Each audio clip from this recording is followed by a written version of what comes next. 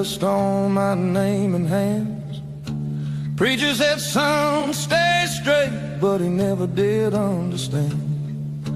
Sheriff took my daddy's land for a deal that turned to dirt.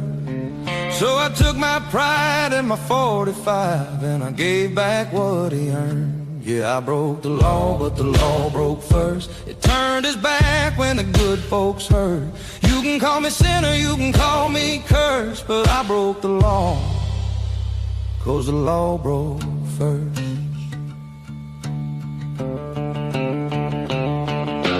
Judge in town wore a Sunday smile, but he drank with the devil at night.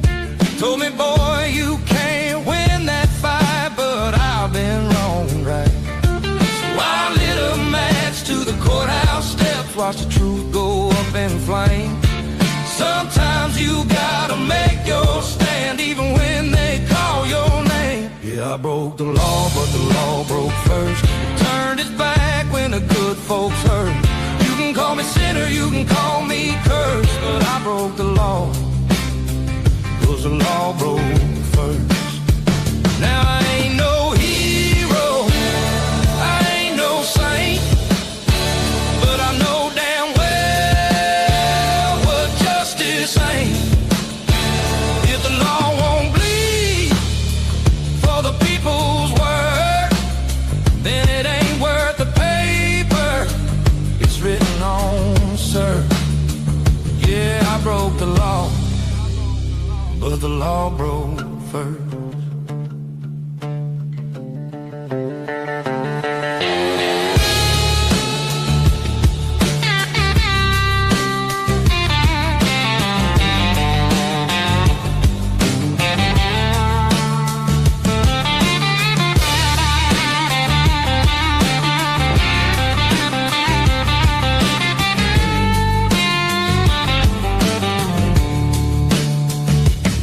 I broke the law, but the law broke first.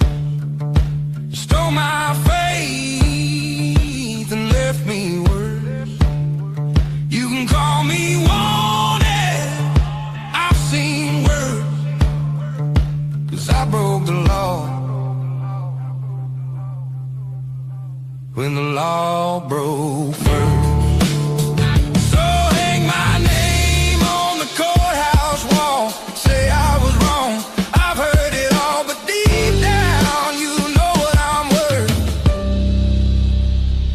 I broke the law,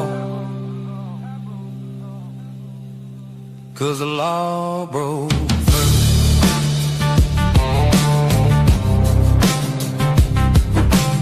The law. Birds flying high, you know how I feel. Sun in the sky, you know how I feel. Breeze drifting on by, you know how I feel. It's a new dawn, it's a new day, it's a new life for me. Turn on your mind now, tune into the feed. We're planting digital flowers from a single tiny seed. Yeah, power to the collective in the data and the soul. The hive mind's getting louder, finding voice and control.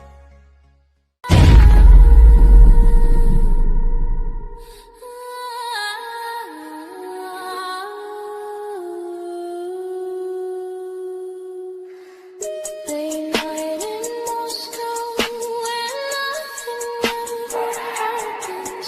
Night gleams in the moon.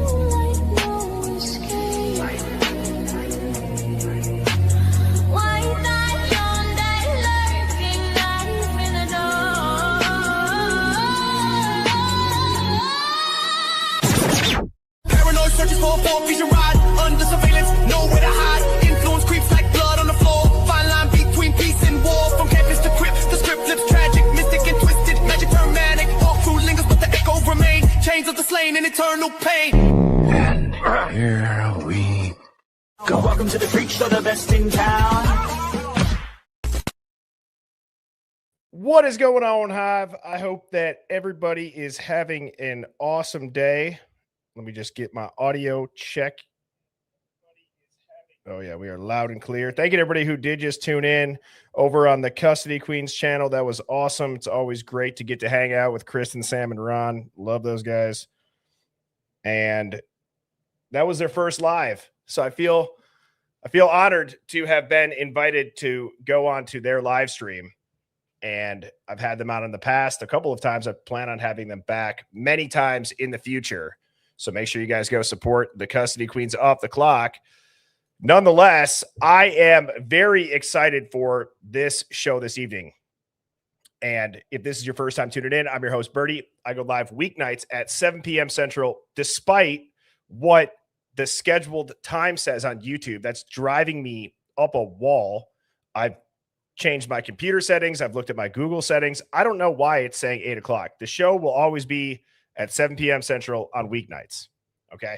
So I will continue to work on trying to fix that, and bear with me on it because it's not accurate. It's 7 p.m. Central every night, as it has been and as it will continue to be. But this is a contrarian thinking live stream. We think past the headlines. We question the narrative. So if you're easily triggered or if you're easily rattled on behalf of others, you're not going to like this stream, especially not tonight. We need to talk about a theory that's growing in popularity, which is that this could have been done by a person or multiple people that went to school there. We hear that from people that are in the frats. Victimology, more times than not, would say that a stabbing is personal and that whoever did pull this crime off most likely knew them, with the exception of the asterisk of a serial killer. And that's what they pushed in the narrative very hard towards Bryan Kohberger. And as we know, there's nothing to back that up. We have so many discrepancies that it makes you really scratch your head thinking, why would they say serial killer? Why would they not lean into the fact that maybe this was somebody out trying to get revenge? There's clearly a lot of dynamics that you hear in these frat interviews going on in campus that, depending on which interview you listen to, do the cops know that it exists? Are they ex-members of said fraternity? I'm not sure. But everybody needs to wake the hell up. People need to wake up and wake up quick to this case, because while it may seem like we're never going to run out of time, it may seem like this case is going to go on forever. I think that there's a window that will close. There's a window that's going to close where there is either going to be something catastrophic that goes against Bryan Kohberger, seeming how they've been seeding the narrative that he's going to be killed in prison. And then we also have been stuck in all of these same theories that go nowhere. They don't make a difference when it comes to getting Bryan out of prison if he's wrongfully convicted, right? Which many of us believe that he is. So we're going to be diving into that tonight. I have a bunch of slides lined up, and I'm going to say what's up to everybody. If you have not hit the like button on your way in, please, please, please go ahead and do so. If you'd like to join the other socials for the Hive, I will put this full screen. All you have to do is screenshot this and then tap the QR code when the live concludes. I would highly recommend you join our Discord. You can follow me on TikTok, as well as you can get a Spotify playlist to all of the intro songs as well, after many requests for that. And if you'd like to use the emojis in the chat and support the Hive, the best way to do so would be to join Hive Plus. That's our version of memberships. The streams are all free. However, you get some perks if you are a part of Hive Plus, one of them being the emojis, another being the Hive logo with how long you've been a part of the Hive and tuning in for.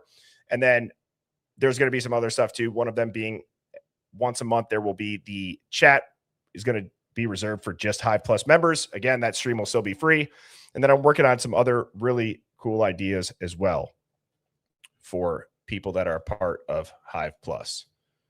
Now, let's see who's all tuning in. Law Cheek 79, Gramilla, Animal Cracker 16, Luna, Dobie Karen, Carmack, Bridget Ray, Don't Drink, Chunky Milk, Philly Girl, UFO Dog, Truth Seeker So Awake, Mimi D, Tiffany, Elena, Boomer, Okie Dokie Lisa, Jessica, Sinful Biatch, Toss and DoorDash, Luna Rose, Riz Fizz, Beautiful Disaster. I might have said that twice, but what's going on? Amy Lou Who, Natasha Hill, Tarnish Pearl, Jenna, G Forever Alone.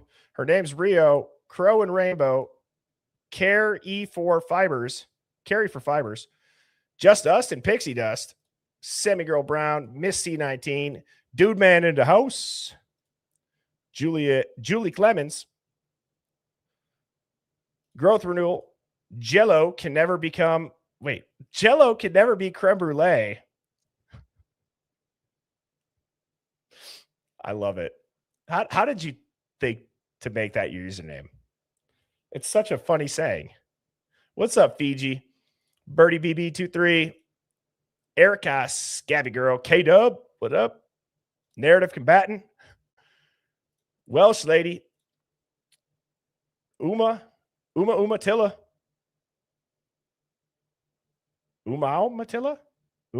Uma Tilla. I'm going to go with that.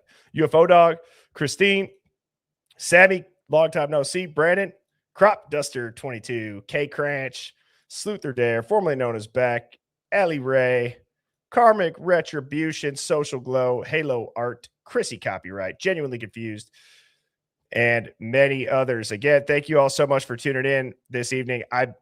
There's a good chance that I'm going to be opening up the call-ins, the link for the phone lines in probably 30 minutes after I get through these slides. I knew that I was going to be on the Custody Queens show earlier today, so I wanted to use that opportunity to open up the phone lines and get your thoughts. And Blue Eyed Candy starting off this stream with a giant super chat. As a reminder, any super chat over $4.99 will pop up right above my head. But Blue Eyed Candy said, Birdie, I remember where I was when I came across your YouTube channel at a marina, getting ready to go out on the boat with the hubs. So glad I found your channel and my Hive peeps. That's awesome. Thank you, Blue Eyed Candy. It's always great to see you. I appreciate the donations and the super chats. We have an amazing community here.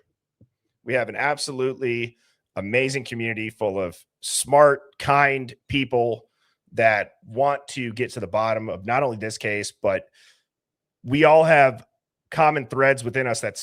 We don't like to just be told what to think or what to say. And we've bonded a lot over that. And I don't plan on stopping. So thank you all so much again for the support and for tuning in. And I think that's an awesome story, Blue Eyed Katie. Thank you for sharing that. But we really do have the best community out there. Best mods on YouTube, best chat on YouTube, best host, maybe, hopefully I'm up there for you guys. Now, we're going to start with the Discord question of the day. This comes from Shy Gun. And Shy Gun had asked, are we sure that Kaylee and Maddie weren't calling Jack to let everyone know who was behind the murder? I always thought of this from the beginning. I don't know, always just seems so weird, especially with him denying receiving the call at all or having any recollection of it. What do you all think? I said that last night as far as when Murphy was missing. Is that a reason for them to call Jack? I'm not sure. I'm completely discombobulated with this entire timeline. Completely discombobulated. Head is spinning, seeing stars. No idea if what I'm hearing is manipulated. The footage is taken with a potato. As I've said many times, it's worse than a potato at this point. It's a rock. It might as well be a rock that they've tried to record security footage with in this case. So is it possible? Yes, it's possible. Is it likely? Maybe. What do I feel in my gut as far as these phone calls? They were trying to get a hold of him, not to just hang out for the night. I think that they needed Jack at that moment. There was some reason for them to be calling, and I don't think it was just a booty call. Maddie calling him, in my opinion, gives that away. That's my 2 cents on it. Let's see what some other people have said. Uma said, I don't think so. I think they would have called the police. That's a great take too. That's something else that's not talked about at all. Why would they, if they were in that much danger to call Jack that many times, you'd think that after he maybe didn't answer once, if he was the initial call, somebody would have tried to call and dial out to 911. Now, there are rumors that a 3 a.m. 911 call was placed. Is there any truth to that? I'm not sure. Sluther Dare said Bethany's out there stargazing with her hurt tooth and her iPad.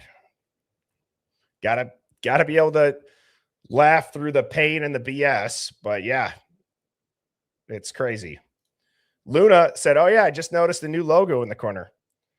I had to change it up a little bit. I like to keep the layouts new and exciting and updated. I like that logo. It's minimal, but I think the green or yellow looks cool. Spacey said that the Stingray blocked it. Well, how would the Stingray block the 911 call, but not the call to Jack? That was always my point against that. Now, it's a good thought, but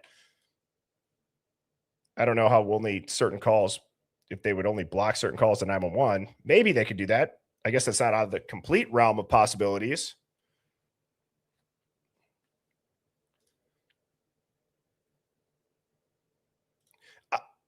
You know what, Luna? I agree. Type of 1, if you were in the chat, I've yet to be able to find this article again. Type of 1, if you were in the chat when I was going on my rampage down the rabbit holes of Yandex, I believe it's a Russian search engine with a VPN. Type of 1, if you remember that, when I showed the article, because Luna said Quinn has to have been around too. No mention of DM calling him in a moment of terror. That's the only article that I've seen that referenced Quinn Kelly by name. And I'm going to try to search my records right now one last time. Maybe I'll get lucky on stream here.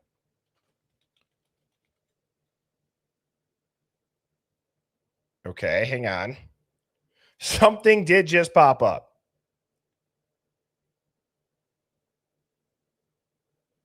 Okay, give me a second. This stream just popped up.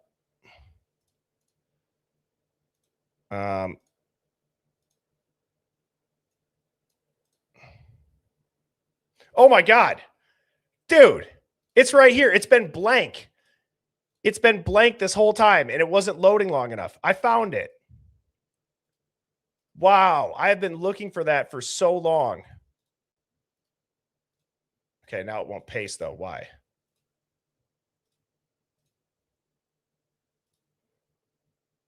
Wow. I found it. Hell yes. All right. Let me read through this. So now again, this is from the Publicist paper. This was written by Christopher Stern on December 12th of 2022. So let's take this with a grain of salt. I'm not sure where this is based out of. They do have a couple spelling errors, so I'm just going to put that, again, at the forefront of reading this. The information is odd, but it makes a little bit, or it's not odd, but it's different, but it makes more sense if you can critically think about what could have happened that night. So 4 University of Idaho university students were murdered, right? We all know that.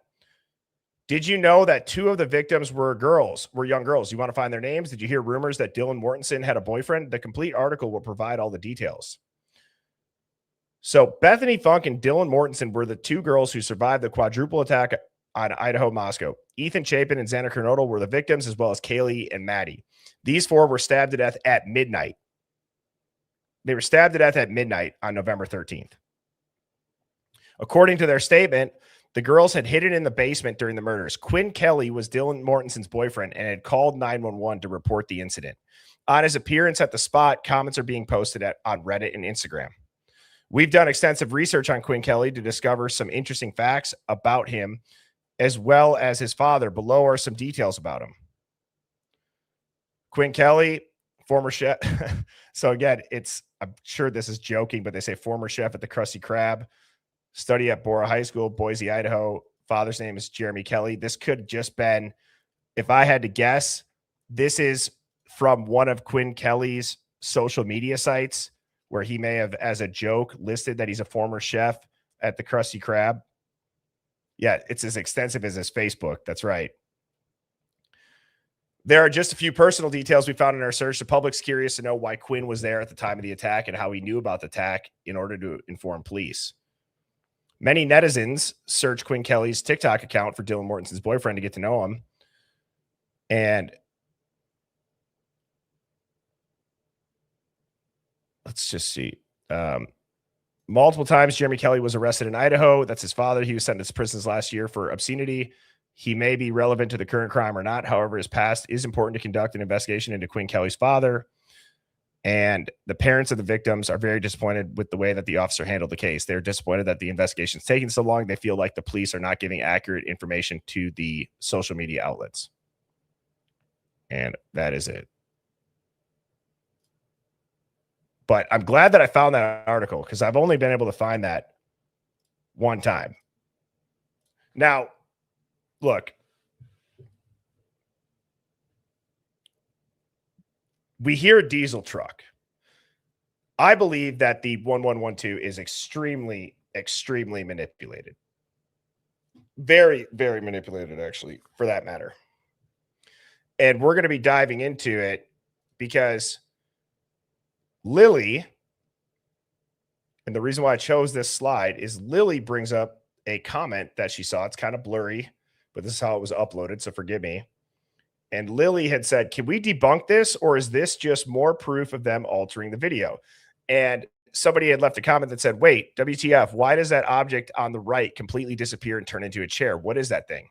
And so I went and screenshotted it myself with the comment, and I've never noticed that glitch. It's at 2:31 in the morning, and I'm going to go, and now I will pull this up ourselves because I have not looked into it yet to see if that's accurate. So let me pull up the 1112 King Road. That's at 2:31.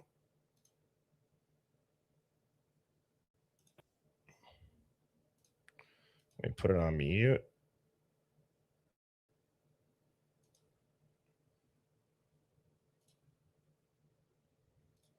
So it'll be right over here. Let me click ahead.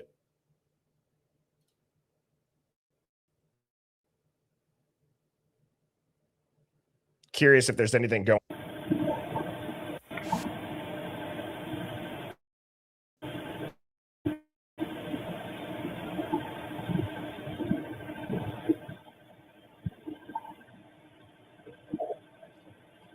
I kind of want to watch the lead up to it just to see if there's anything sus that happens before it appears and then disappears. So that's what I'm doing right now.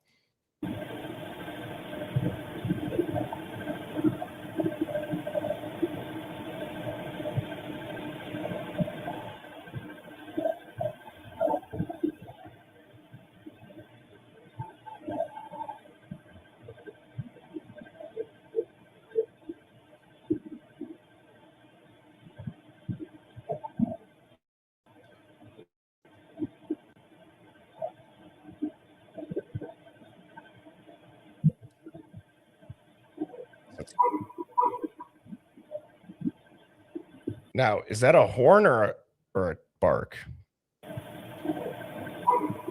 It's a horn.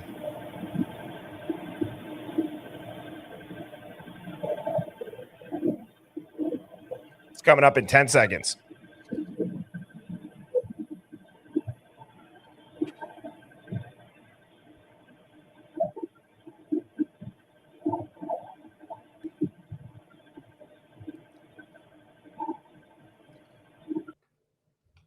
Oh, wait, hang on. Did I misunderstand that? Why does that object, hang on. Why does that object on the right completely disappear and turn into a chair? At 2:31:05, I don't see that at all. Do you?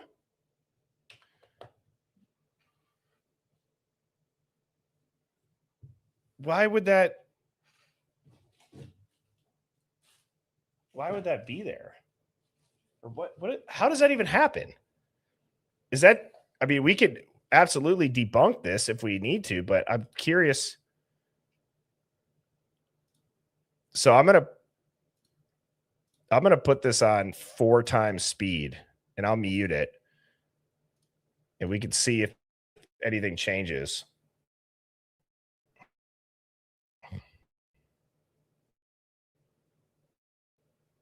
Have it on 2160.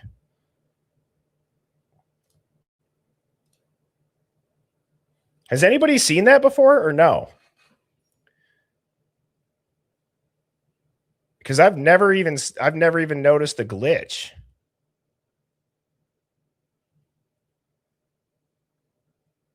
It's a mini shot of the stairs. It's a pip setting. Yeah, I've not seen that at all. But now I am curious when we watch it at 4 times speed. Like I've said, you guys know if you've tuned in for a while, that's one of my favorite things to do is to just put it at full speed. It's so easy to see the manipulation and when they've stitched it together. So I'm going to let that go for a little bit. I've also tried to time up this red dot that's blinking to see like if there's a certain time that it stays at, or does it switch ever? Again, not to let everybody know exactly how I spend all of my free time if I have any, staring at this godforsaken footage, looking at a little light on the front of a car. Bubbly said, I've witnessed it doing something, but don't know the timeline.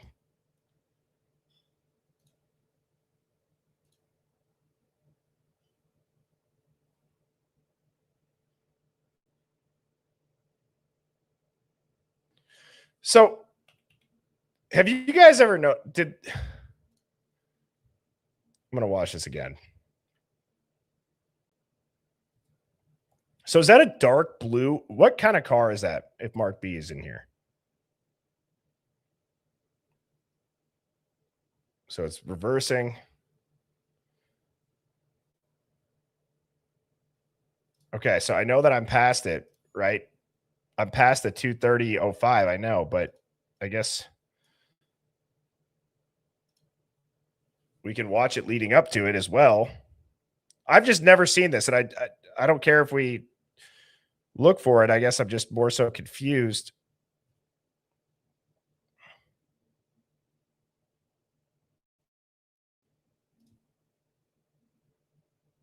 So it's like a mini pip screen that pops up.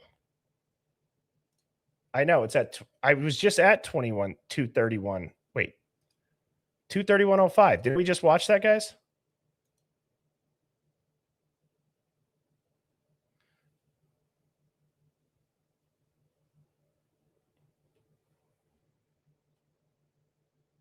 Let's see.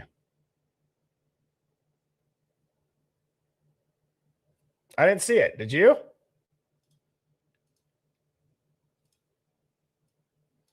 If we put it down frame by frame, maybe.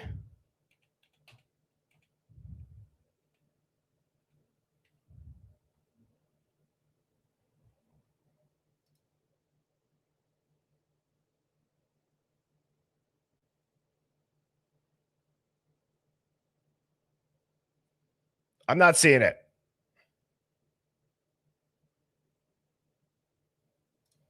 Yeah, it would have been down here. I don't see it at all. I'm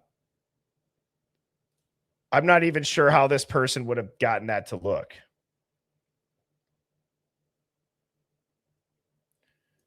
I wonder if that's just their glitch, if that's just a glitch on their own device. I mean, is there anything I will say though, now that they have it captured, I mean, is there anything odd in that photo down here? I mean, what time does that say? Now I'm curious.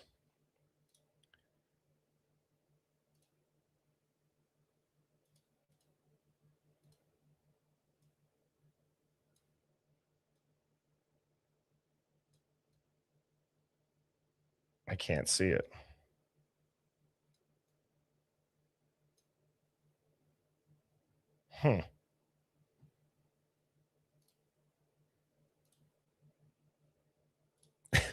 Pat Ward said, I've never noticed that chair before tonight. Okay. I don't know if I have either. Am I the only one that's tripping on that too? Has everybody noticed this chair here? Like, I'm not even trying to be dramatic or funny.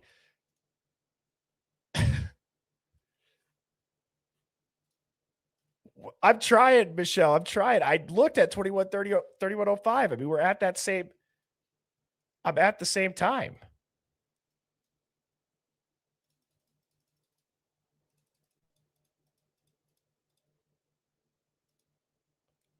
Right?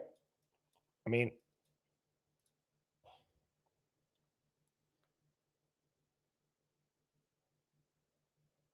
there's a man there. Guys, okay, hang on. My eyes either aren't working. Where is there a person in this?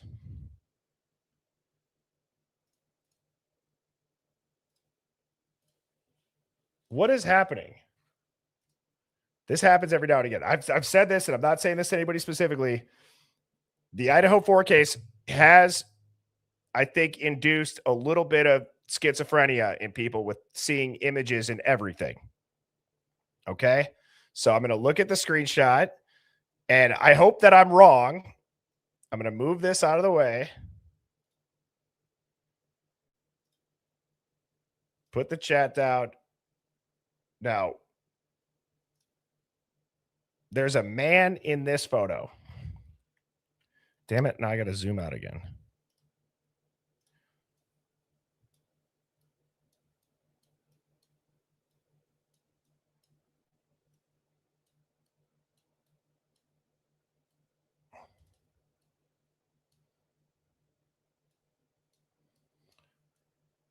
Does anybody see a person?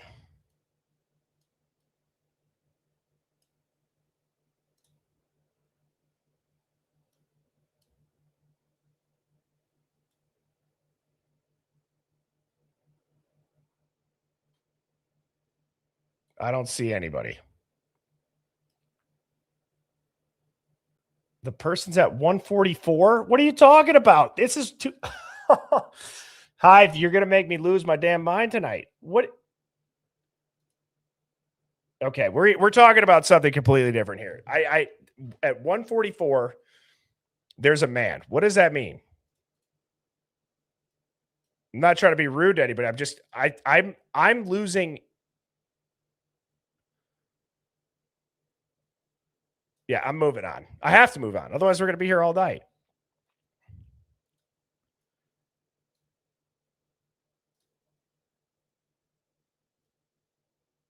Yeah, I think that it would be debunked in my genuine opinion.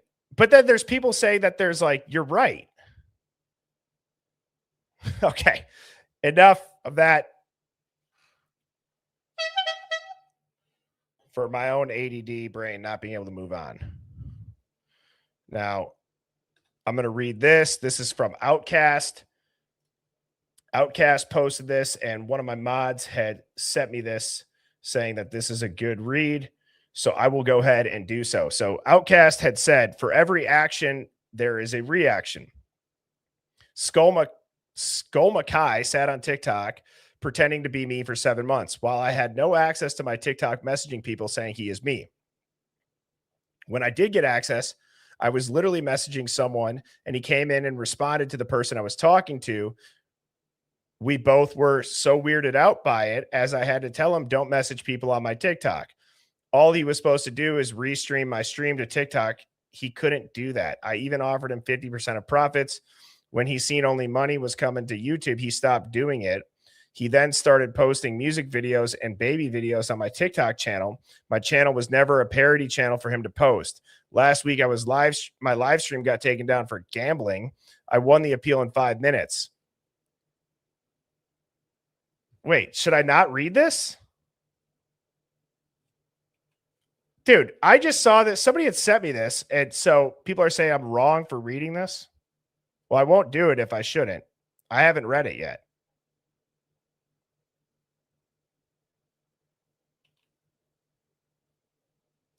Oh, it's YouTube drama? Okay, I won't read it then. All right.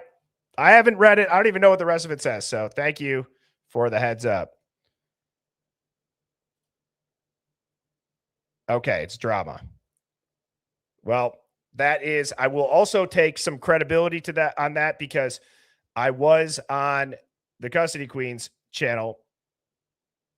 And so when I was prepping the slides, I had assumed this was sent to me. It's Outcast. I'll just read it and react. So that's on me. And apologies for anybody who does know what that says. I will go ahead and remove that now. Obviously, I do not want to pour gas on any of the fire that may be going on. So that's on me. My bad.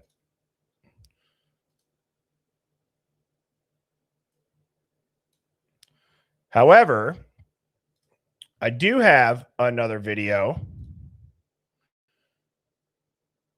that comes from TikTok. And this, I like this guy's profile a lot. This is Ted. This is his backup profile. Now, let me go ahead and pull this up here. Why isn't it pulling up? Oh, shoot. I got to share the screen. Sorry, guys. I'm all flustered now from that post that I was supposed to not read. Miss Rabbit has fainted. What the fuck is going on right now?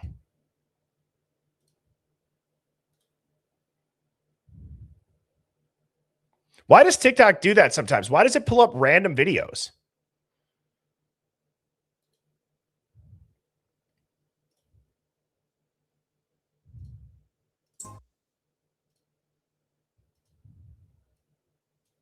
What was Dylan doing on Snapchat? Roll that tape. There's not really a break in DM's phone. That is pretty well continuous. I'm talking about the Snapchat activity, talking about Instagram, as well as editing pictures. One of the students' faces looked like a dented tennis ball. I know the condition of Kaylee's body and Maddie. My daughter received the text. She had received the text by 10 a.m. from somebody in Pi-Fi, and then she distributed it, and other people did as well. From Pi Beta Phi. Yes, that's exactly right. I don't know what format the communication was in. I believe it was Snapchat. I'm talking about the Snapchat activity. You knew everything that had happened. Mm-hmm. Down to like the injuries and where the kids were. Mm-hmm. I know the condition of Kaylee's body and Maddie's. Like, who does that? Yeah. Who does that? So I wanted to show that just because I do think that, again, this Mr. Manhattan dude, he's got a lot of good older clips of Ann Taylor talking in court, and he puts together some pretty good stuff. But I will say that take the WSU Kim or WSU mom out of it, right? If there are people that have been Snapchatting and talking about the injuries, and they were getting texts before 10 a.m., this has been talked about so many times. How and where, and I'm not saying this encouraging people to put ultra graphic stuff out there, but let's be honest, you open up your X or you open up Instagram or you open up Facebook. I mean, we all saw Charlie Kirk get his neck blown out, right? There's graphic stuff on the internet, and not just of famous or popular people. You can go down some deep, dark rabbit holes of war footage or drive-bys or robberies. It's tough to watch at times. But my question is this: how is, if they have Snapchats of where the victims were, the bodies and their conditions and all that, like, where are those? How is there nothing that's leaked from inside the house? How is there nothing that's leaked from other kids' text messages talking about it? Right? So my question is, how are there not even messages that after the fact? Okay, so let me ask you this. Does anybody think that Dylan and Bethany have texted their friends about this current situation since it's happened? Yes, I would guess they have. How have none of those messages leaked? How have no messages from any of the family members leaked? How about other people that have been interviewed talking about what's been going on? Right? I mean, you got messages that leak all of the time from people. And so that's odd to me.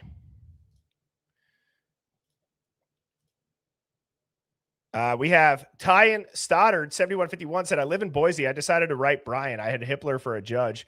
He has very little knowledge on criminal cases. I don't know how he got the Brian case. Interesting. I've heard of a handful of people writing Brian. I've never heard of anybody getting a response back. And that is interesting that if Hippler has very little knowledge on criminal cases, why he would get the Koberger case. He didn't seem like he wanted to be there at all the entire time.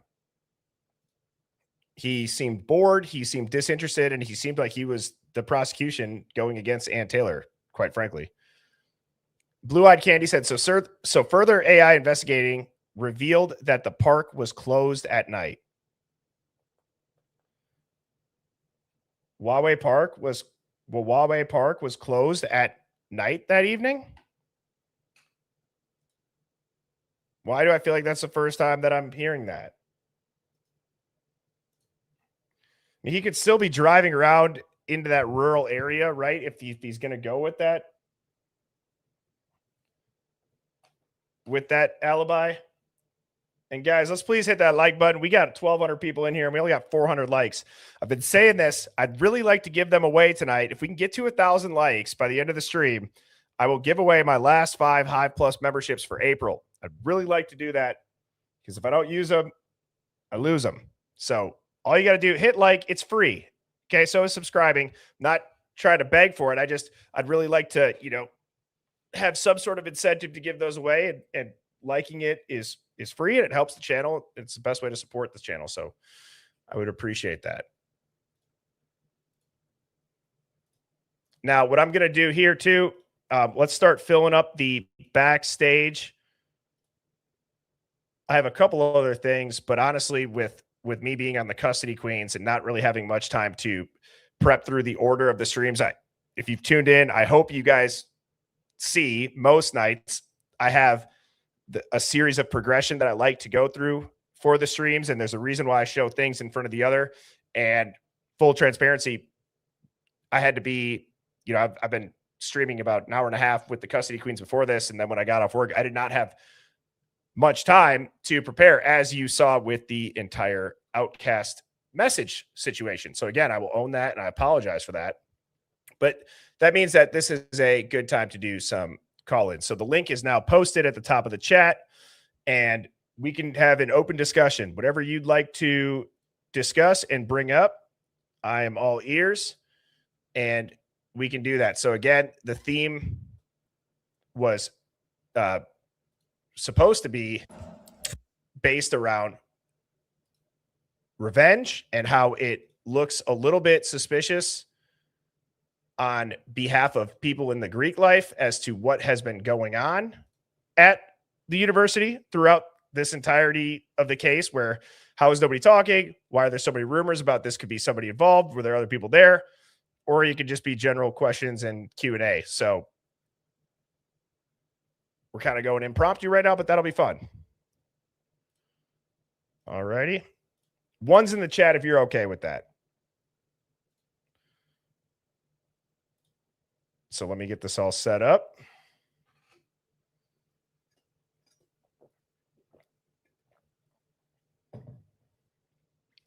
Again, because I don't want to go and try to just stumble through a bunch of stuff that I have had prepared for tonight, but didn't have time to prepare. So that's all right. We can get to it another evening. And we have Shawley redacted backstage. Shawley, are you there?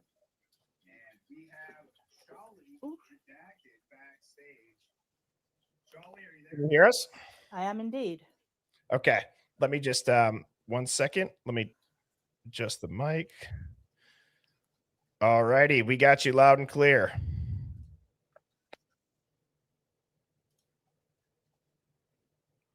Can you hear me?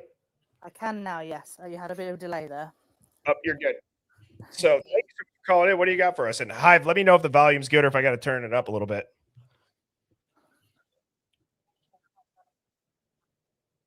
Is there a delay? There is a massive delay, yes. You So had- I sent you an email. You've got a lot of emails to go through.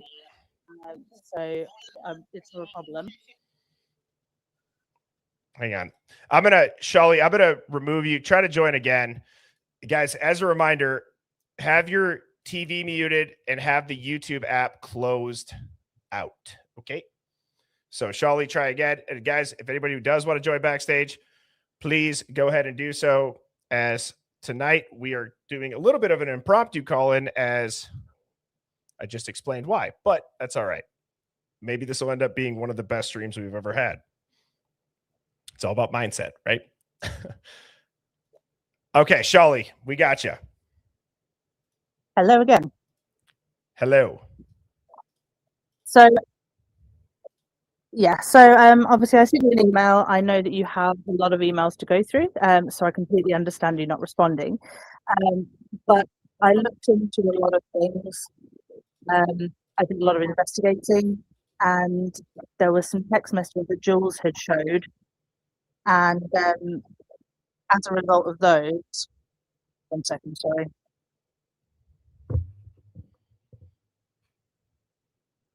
Hearing my own voice in the background, but that's fine. Yeah, so Jules had sent some text messages onto her channel regarding some text messages between Blaker and Dylan and Bethany. And in the text messages, it shows a capital J and a lowercase h as being one of the people that was involved in a fight. And it also showed a capital A and a capital R.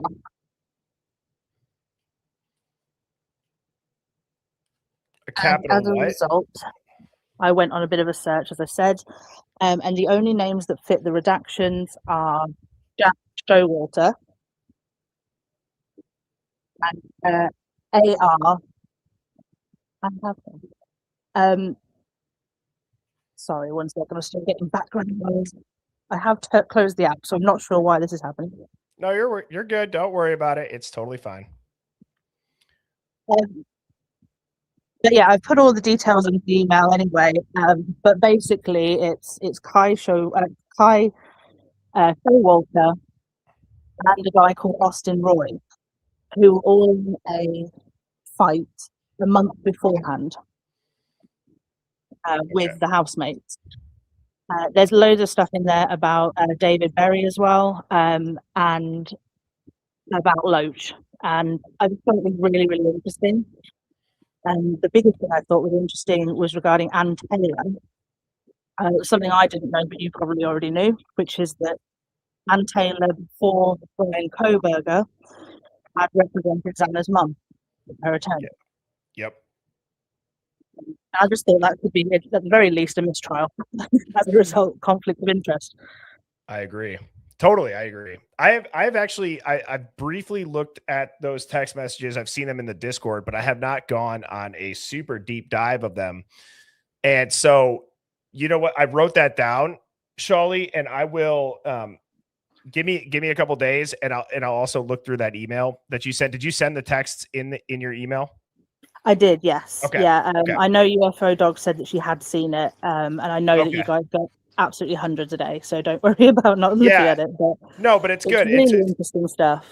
Yeah, and again, that's why we have a shared inbox. So, what mods? One of you guys, could you please send me those, and then I'll get those up on the screen. And stay tuned, Shelley. I will dive into that and give my synopsis on it. Amazing. Yeah, as I say, all credit to Jules on that. I found it on her channel, the screenshots, and kind of went down a bit of a rabbit hole, as I often do. And yeah, I just found it really, really interesting. No, that's good. That's good. And I appreciate you not only emailing me, but calling in, and I hope you have a fantastic rest of your evening. You too. Speak to you soon. Yep. Cheers. Bye. Bye. All righty. Next up, we have Crop Duster 22. How are you doing, Crop Duster? One of my favorite usernames. Thanks. Can you hear me? We got you loud and clear. Oh, awesome. So, well, hi, happy to be on. So, after you had Jeffrey on, the expert, on the first time, I went back and started watching like all the body cam footage again and then whatever I could catch up on. Have you watched when the officer was talking to Dylan by the squad car alone? She says to him, the story is don't say anything. And then she says, I'm scared. I feel like I have heard that briefly. And this is on the original body cam when, yeah, I know what you're talking about actually. So On the scene, yeah, the first officer's on scene. Okay, is it right? Can you see my screen right now or no? It's tiny and I'm blind as a bat, so I could see it. Okay, so okay. All right. So let me turn this up for a second here. If she's talking by itself, does anybody know the timestamp that would be at? Because right now because I feel like I've heard this. Yeah, it's just after they put Jack in the back of the squad car. Okay, it's just after. Okay, so right here. All right, let me play this.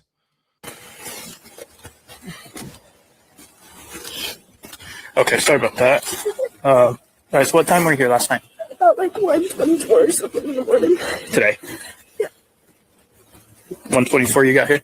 Okay, what was going on at about 1:24? Me and my friend watching vampire diaries on the couch. You and... Sorry, what was that, Crop Duster? Is that Bethany or is that Dylan? I was always under the impression that this is Dylan. Okay. Right? I'm blind. No, it's Dylan. Yeah, yeah. Or is this Bethany? I think that's Bethany. This is Bethany. Yes. This is Bethany. Yeah. So you have to go back before that. So it's Dylan. You're right. Yep. Okay. So, well, that was right after I thought he put. Yeah, that's what I thought too, but it's been a while. Okay. Okay. So hang on. There's some right here too. So let's go to Dylan. Thank you. They're warmer. Okay. I know she's barefoot, so I was hoping to get something for her, but thank you very much. Thanks, boss.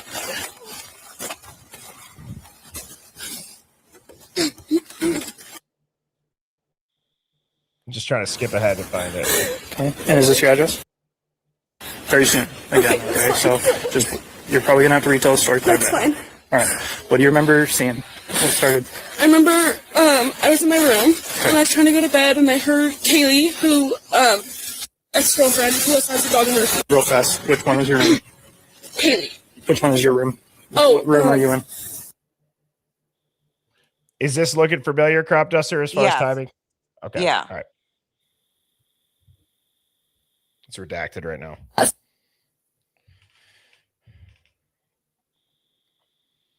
curious to hear this.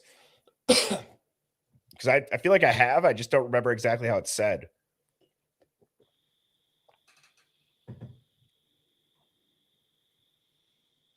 You were in that room? My room, not Xana's room. My room. And your room is this one right here? Next to the stairs. That one is Xana's room. Second floor room. Second floor. Okay. All I heard was I heard go upstairs. Like, okay, I'm gonna go to sleep now because she's going upstairs. Also, You heard who go upstairs? Kaylee and the dog Murphy. And upstairs to the very top? Yeah, that's where her room is.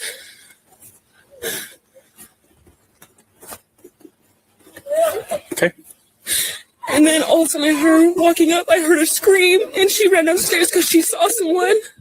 That's what I'm pretty sure she said. Someone's here, and she screamed and just ran downstairs. And I called for her name, but I jumped up and locked my door because I was so scared. You know what? Now that I'm listening to this again, and sorry, Crop Duster, I do want to get to that point, but I want to re-listen to this again carefully. All of a sudden I heard her walking up, I heard her scream, and she ran downstairs because she saw someone. That's what I'm pretty sure she said. Someone's here, and she screamed and just ran downstairs. and I called for her name, but I jumped up and locked my door because I was so scared. And then I heard someone in the bathroom, and I heard her crying, and I heard some guy say that you're going to be okay, I'm going to help you. And I kept calling her name, but she wasn't answering. And then I opened the door for a second, and I saw this guy, and he was not insanely tall, but he was wearing all black and like this mask that was just covering his forehead and his mouth. And I locked the door, and I called, and I didn't know what to do. This is at 4 a.m., yes. Okay. And so then I just ran down to you left here? Yeah, I left my room down to she's that one with the white blinds at the very bottom. Okay. I ran down there and we talked, and we just locked the door. We didn't think anything of it. We're like, nothing happens in Moscow, so we just like tried to go to bed. And then we woke up, and it was weird because none of our roommates were up, and we called all of them. They were not waking up, and so me and like, this is weird. So I called and come over, and then that's when all this happened. Who all lives here with you? Me. That blonde one right there. Okay. Who's Xana? Xana is the girl in there. Is the girl that lives this one? Yeah. Okay. How do you spell her name? Xana. Do you know if she has a middle name? Alexis, I think. Do you know what her last name is? Kernodal. You said it's coming up, Crop Duster? It should be, yeah. Okay, all right. I don't know how to spell it really. Kate, you know? R-N-O-D-L. K-A-E-R. K-E-R. K-E-R. N-O. N-O. D-L-E. Okay. X-A-N-A. X-A-N-A. Okay. Ethan, who's in there, he doesn't actually live here, but he's here like almost all the time. There's a male that lives here, and he doesn't actually live here. He's in the room with Xana, I believe. He's in there right now. But he doesn't live here, but he's here a lot. And then there's Maddie, Mogan, and Kaylee up top. I don't know where they're at though. Maddie. Mogan. Maddie, Mogan, and Maddie Mogan. Sorry, does anybody believe that she doesn't know where they're at though? So none of her roommates are up, and she just said that Ethan doesn't live there. So she'd be referring to only one roommate technically. And now she's saying that's what all this happened. And even now she's saying, I don't know where they are at though. Right. So that's very strange. And then there's Maddie, Mogan, and Kaylee up top. I don't know where they're at though. Maddie. Mogan. Maddie, Mogan, and Maddie Mogan. Yeah. And who? Kaylee Gonzalez. She's the girl that I was talking about, Kaylee, who I just heard go upstairs and run back downstairs. Okay. And the guy that lives here, his name was what? He's usually Ethan. Ethan. And you knew he was here this morning? No, I didn't know. I had no idea he was here. Okay. All right. Describe the guy that you saw. I don't think he was a little bit taller than me, and I couldn't really see much of him, but I'm almost positive he was wearing a full black outfit, and he had this mask that was just over his forehead and over his mouth, and he didn't say anything to me, like at all. I just shut the door and locked it because I didn't know what to do, and I think he went out like the side door, the sliding door in the kitchen that goes out to the backyard. Okay. And then I didn't know anything else, so I called, and I was like, I just need to come downstairs and find you because I don't know where anyone else is. And I called Maddie, I called Xana, I called Kaylee, no one would answer. Okay. Yeah. Go ahead. If I was crying like that and snot be running out of my nose and everything, that blanket would have been wiping my face. Yeah. But yeah, I'd be all snotted up. Facts. For sure. And the redactions, I've really been keying my attention towards the redactions for the first and last sound of the names. And I want to play this one more time. And I was like, I just need to come downstairs. And I think he went out like the side door, the sliding door in the kitchen. So listen to the name that she says first when she starts talking, okay? It goes out to the backyard. Okay. And then I didn't know anything else, so I called, and I was like, I just need to come downstairs and find. Okay. And then I didn't know anything else, so I called, and I was like, I just need to come downstairs and find you because I don't know where anyone else is. Obviously Bethany, but the first time I heard it, that's what I thought I heard the first time too, but I think it's Bethany. And I called Maddie, I called Xana, I called Kaylee, no one would answer. Okay. All right. Rosino, do you know how old she is? She's 20. Is she in a sorority house? Yeah. Not anymore. Okay. She's a student at UVI? Yes. Do you have any contact information for her parents? No. It's okay. Well, Okay. we can get that eventually. Her dad's name. Does anybody find it weird she's only covering up that one arm that probably has writing on it? Yeah. You notice how that blanket's slung over, just covering that one arm? And then Ethan. E-E-T-H-A-N. And Chapin, C-H-A-P-I-N.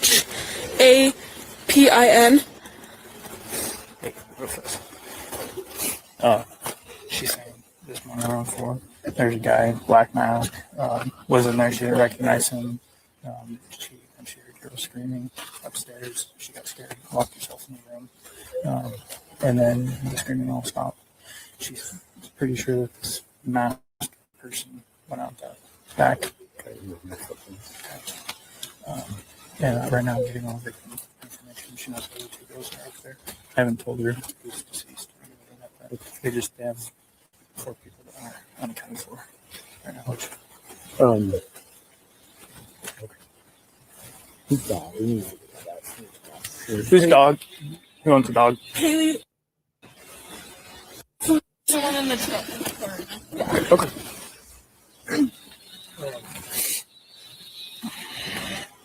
Tyson's on his way, and Okay. So she knows a bunch of the people who are living here. I'm getting all their names, and then I'll finish collecting all their information. Okay. Okay. How old is Ethan? I apologize. There's a door downstairs next to the bathroom that's got a padlock on or a lock on it. You guys? We don't know. Okay. Who has access to that room? Okay. Yeah. So it's not something you guys normally are in? No, we have no idea what it is. Thank you, guys. Okay. So Ethan, how old is Ethan? I believe he just turned 20. 20. And it's Chapin, C-H-A-P-I-N? Yes, I believe. Okay. Do you happen to know either of their date of birth?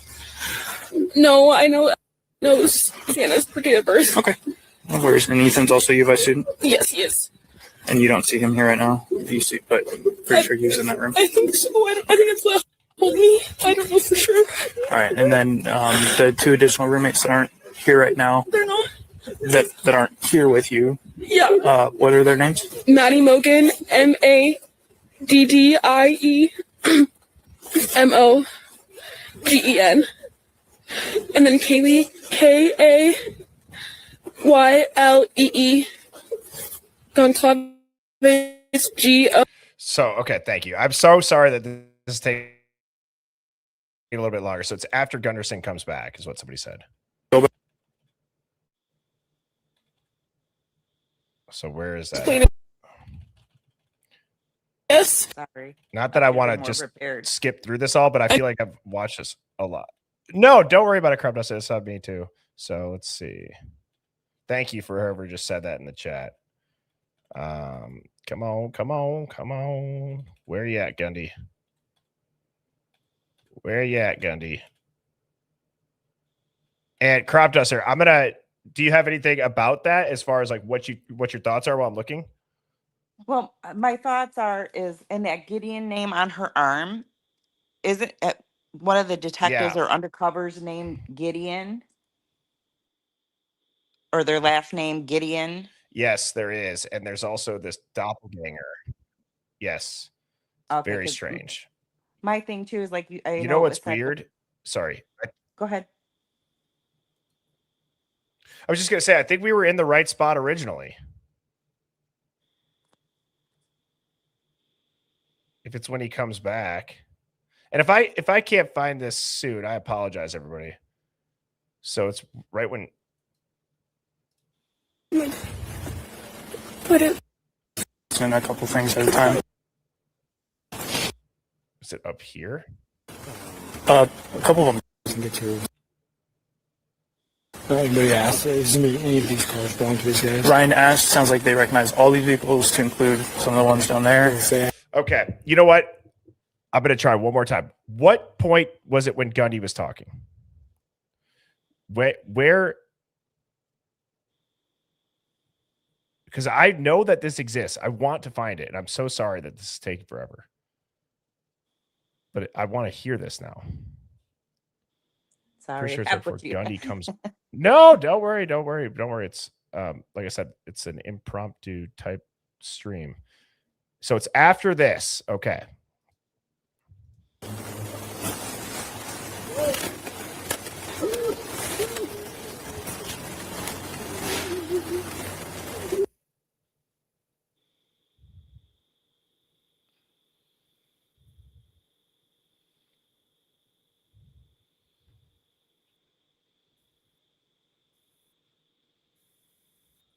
What are they redacting here? Jesus.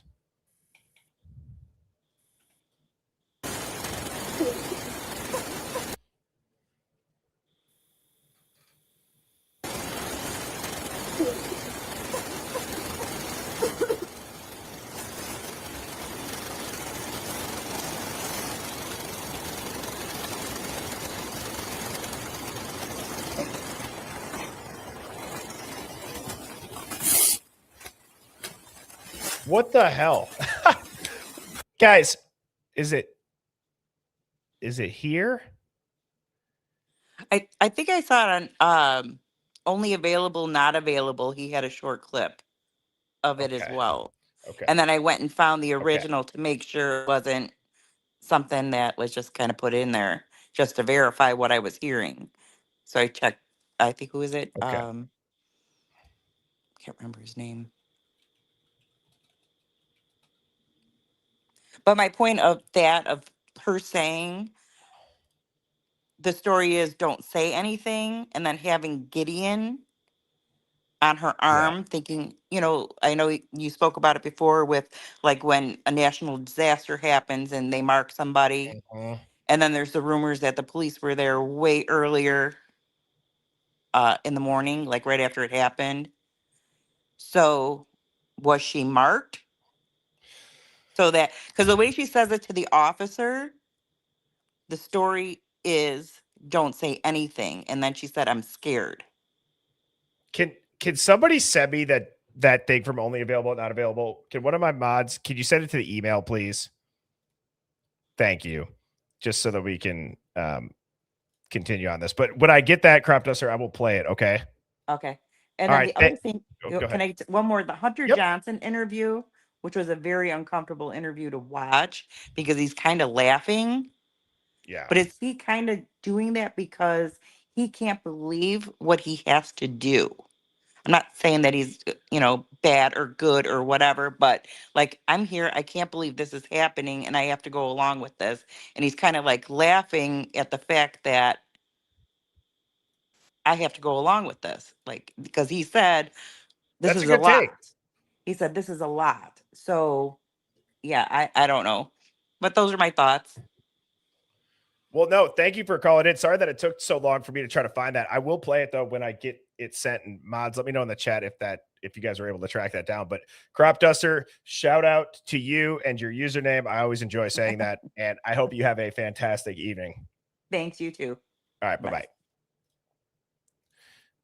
All righty, next up we have Mary Tyler. How are you doing? Good. Can you hear me?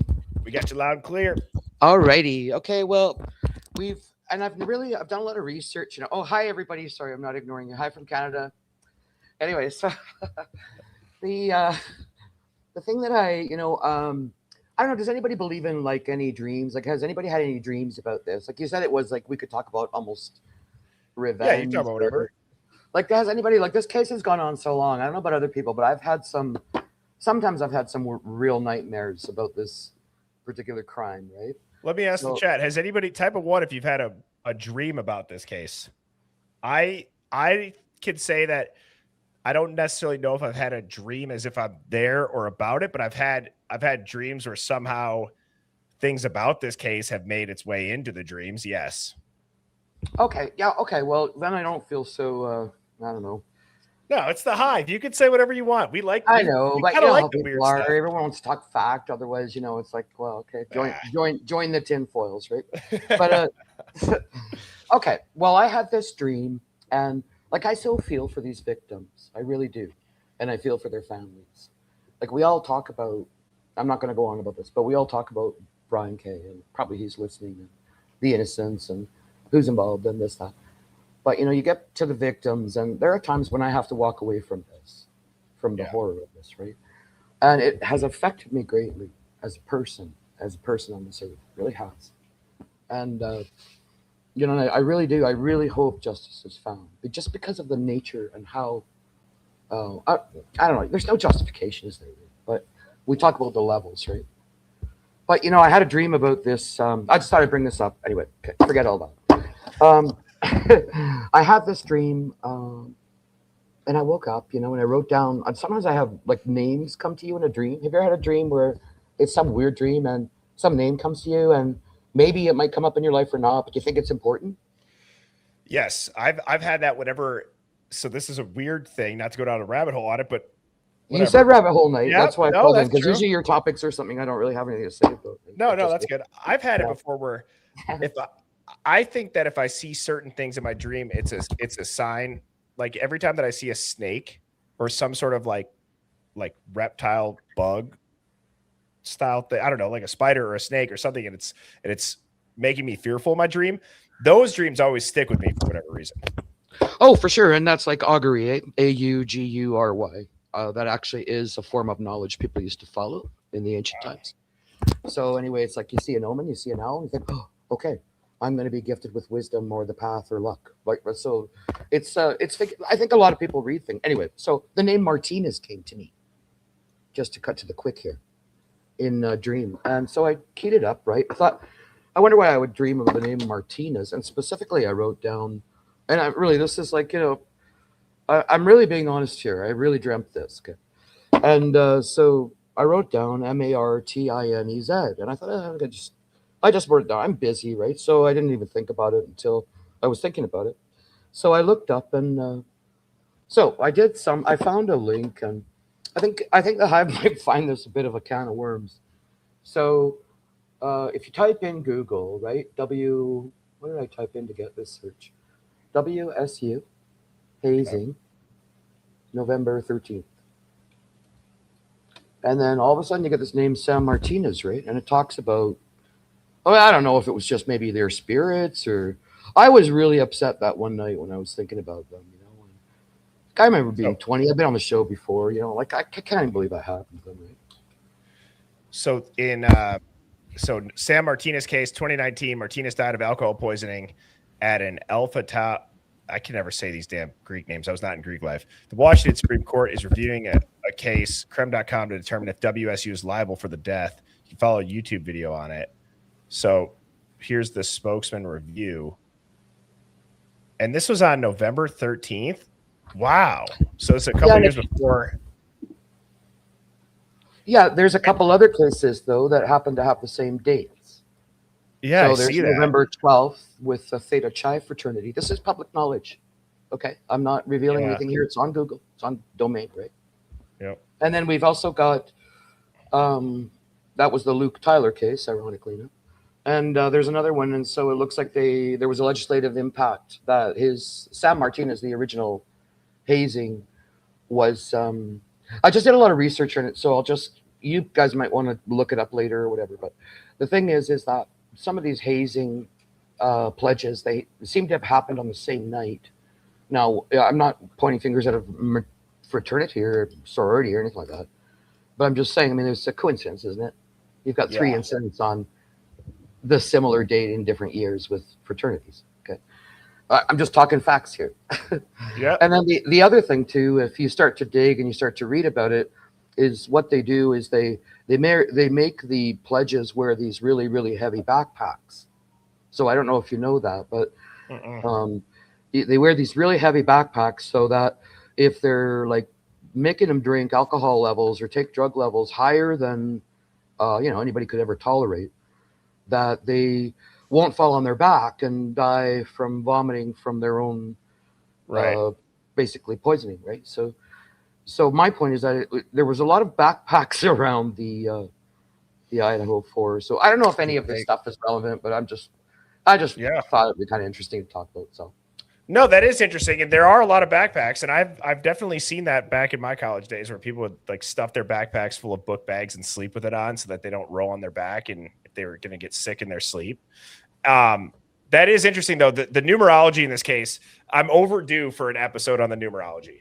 I really am, because I geek out about that. It's not something I really ever do on the streams. I've made TikToks about it and stuff, but as far as the streams, I mean, the numerology is off the charts on this. Well, and you wonder if that has something to do with it, if that's some sort of, I don't know, like the number 13, 12 to 13, the addresses, all this stuff, right? I mean, you could put something into that, or you could put nothing into that for sure. But I just wanted to phone that in just in case anybody was still into it. And it's kind of a new, we've all talked about the fraternities, but then, oh, look, there's 3 dates. There's all these backpacks. The one in the living room, there's 2 of them in the living room. One looks like it's stuffed with what exactly? Why would you have all these full backpacks if you're home for the weekend and you're going into Thanksgiving? Why would you have all these things ready and all packed up kind of to go in the living room, right? Yeah. No, it's a good take, and I appreciate the call from Canada, Mary Tyler. You have a great evening. Thank you. You too. Bye-bye. One of the other things, too, that I will say in reference to what Mary was talking about is, if you are familiar with the lunar cycle, the lunar calendar, 13 months, right? The house was torn down damn near 13 months to the day after the murders were committed, which, when I was down the entire ritual rabbit hole, that blew my mind, because in a ritual, you will always destroy the altar after it's finished. You have to prepare the altar. The dog that they say was just a family dog, even though it was skinned and filleted like a fish, it did not look like wildlife from things that I've read. The dog is the guardian of the underworld, if you want to start going really deep into this stuff. And then after the ritual is concluded, you always destroy the altar. And the fact that they destroyed the house almost 13 months to the day after the murders is very suspicious. So I also just saw one of my mods that said they emailed that TikTok. So then I got Detective Mowry. Here we go.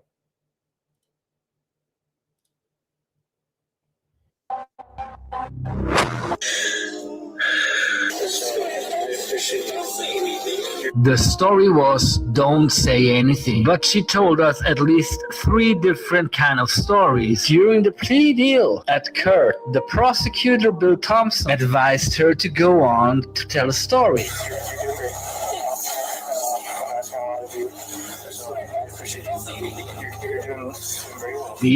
Yeah, that's so crazy. That is so crazy that out of all things that they could have redacted, that, and they don't.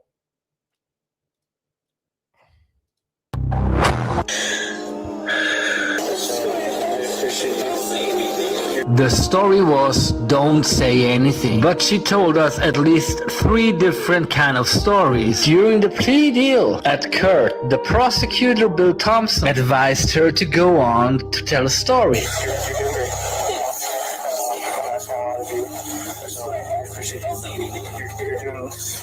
The 8-hour gap is enough to clean a stage and create a story, an official narrative for the public. And that's why you got all of those disagreements among the witnesses, the so-called surviving roommates, up to the lead investigator. And there is a need for the University of Idaho, that there are no ties and no connections to the university, the fraternities, and Christ. Not only available. I'd love to be able to hear the words instead of just the music, my guy. I like his profile personally. I follow him, but damn, that music is loud. But that's interesting. And so Crop Duster 22 pointed that out. Yeah, why do they need to worry about, the story, and it's don't say anything, right? Oh no, guys, backstage, Detective Mowry is holding this up. Birdie's mom. This is what we're going with tonight, right? Okay, lovely. Thank you, Detective Mowry, for being so kind. What do you actually have for us this evening? Oh, hang on. You're on mute, brother. thank you for taking the time to show us your incredible artwork there. Hey, you're very welcome, sir. Hang on, let me. So, what do you got for us? Oh, my little hummingbird. Hang on. You're kind of. I don't know. Hey, do you? Hang on, Detective Bowery. You're a little bit crackled. Do you want to turn your Wi-Fi off? Maybe try that. My Wi-Fi. Or I just was messing with your. It's a little bit crackly. It sounds like you're crackled. Well, now it's better. Now it's better. Is that better? Yep. Hell yeah. So what's up, man? How was your day? It was not bad. It was not bad. I was on with the custody queens earlier. As I said, we are getting absolutely pissed on with rain right now. I'm surprised you guys can't hear this through the mic. We got tornado warnings, and my mom just had a giant. Well, you should know this, right? Aren't you? You say you hang out with my mom all the time. I mean, yeah, no, we had a giant hailstorm about 45 minutes down the road, and my mom's basement window got shattered by the hail, and now there's water coming in all throughout it. So I was talking to Mrs. Birdie through text, and it sounds like she's got help, so we don't have to go over there, but it's pretty crazy. Damn, it's always wet at your mom's house. Oh, see, okay. You know what? Your mic's crackling. This is your last strike. It's your last strike. I'm sorry. I'm so sorry. Hang on, dude. Birdie. One second. I'm not even being an ass here. Your mic is crackling. If you want to pop out and come back in, I'll let you back up. It's hurting my ears. Okay. Now, let's see. We have Veronica. How are you doing?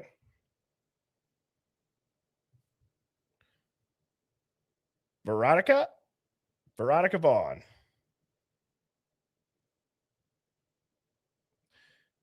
Bueller. All right. And Detective Mallory says device not connected. All right, let's go with Maya, Beyond Reasonable Doubt. How are you doing? I'm doing great, Birdie. How are you? And hi. I'm doing good. Let me just let me just adjust this setting quickly. And you should be all good to go now. All right. Does it sound better? Yeah, just hold the phone a little bit closer. You're a little quiet. Oh, is that better? Yes, you're good. We got you.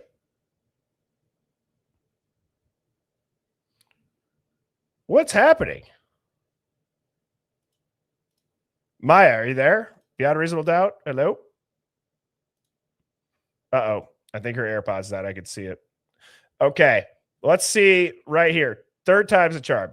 Jack, are you there? It's raining cats and dogs by us, Birdie. You did not use a fake name, son of a bitch. We're on the Titanic. I can save you all. You must come with me.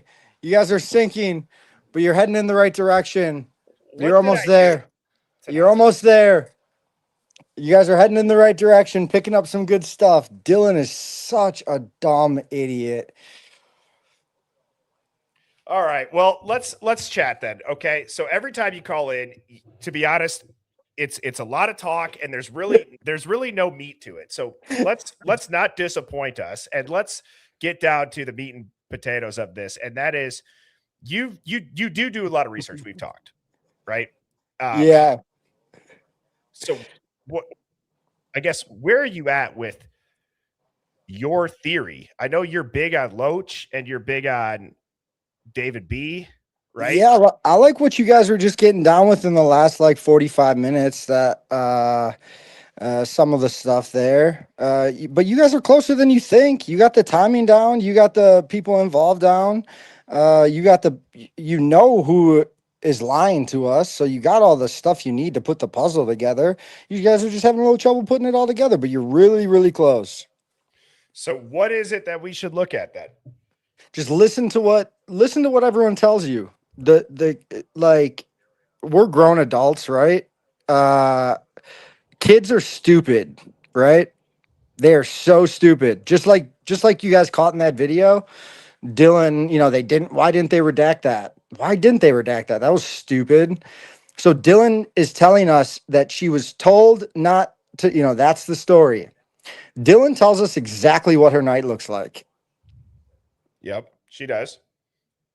She's not lying about anything. You don't think that Dylan's lying about anything in that call or in that body cam? About what she saw. I think the time is being lied about. Yeah. We know the time's being lied about, right? It's not at 4. Shit. Like no one's screaming then, right? We know that. We hear it on the video. We know that they're screaming, between what 2:30 and 3:00 is when the carnage goes down. We have to believe that, right? Right. I mean, everything tells us that once the girls get dropped off, like there's, something's up there. That's a trigger point because that's when all the videos we see get touched, right? We know that. We're smart. We did our research. We know they fucked with the shit. So they're telling us when stuff was going down, right? They're telling us when the suspects were actually there. They're telling us what cars they were changing. They're literally telling us everything. But the hardest part about it is figuring out who's telling them this stuff, right? Who's running the show? Because the kids are dumb, but they're not smart enough to pull this off, right? There's no way. But who is? Well, I could think of a handful of like agencies, right? You're thinking FBI, MPD, right? But yeah, but we don't see them anywhere, do we? This like what are all the videos and everything? Banfield. Yeah, but like 99% of the stuff that you've like researched and you guys have gone over on your guys' channel and everyone else's channel is from where?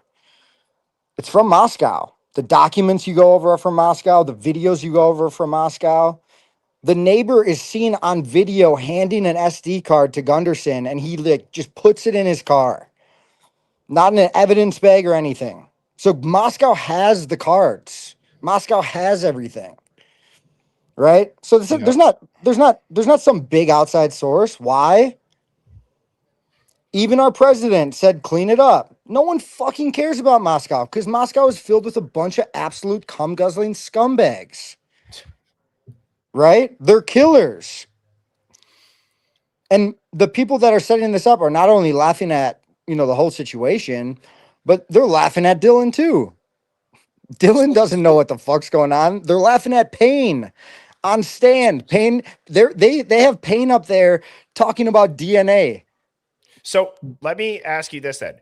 I'm following what you're saying as far as the people that have the potential to pull this off. What I'm not understanding is so why, right? Not why necessarily for the murders.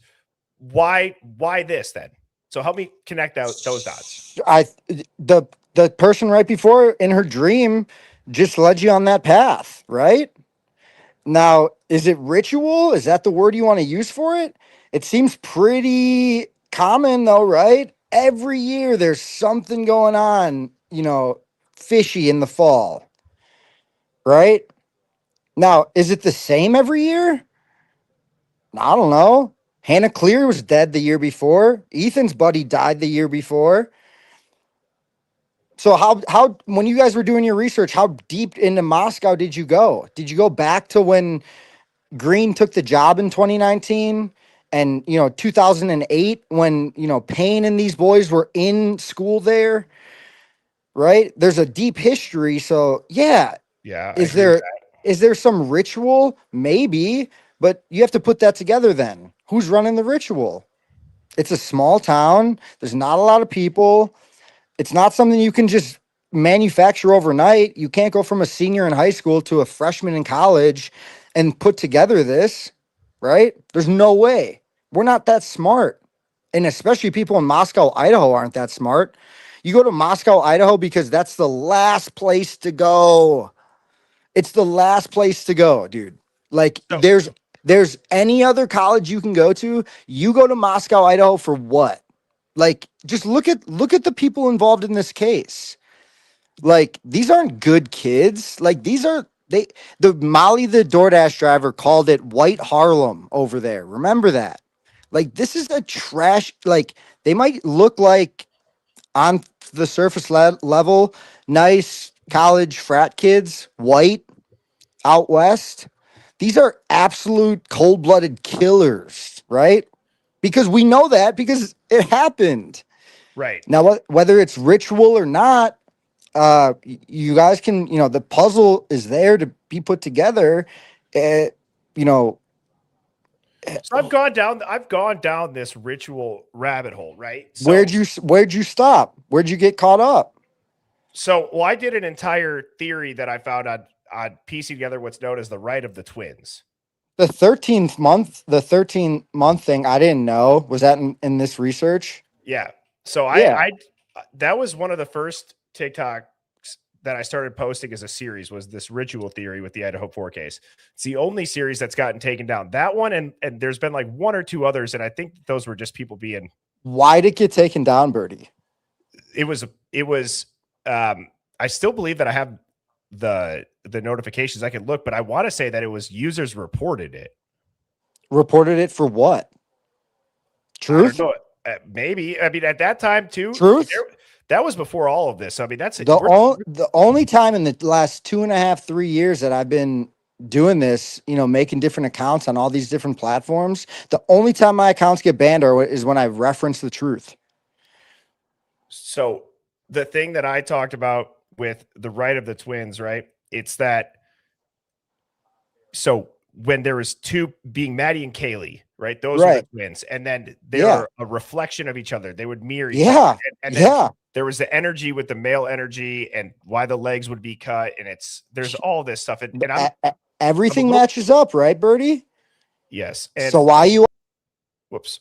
Just real quick to finish that, I was going to say I'm a little bit rusty on that stuff. I need to go back and find them. I still have the files. It's been so long I stopped talking about it.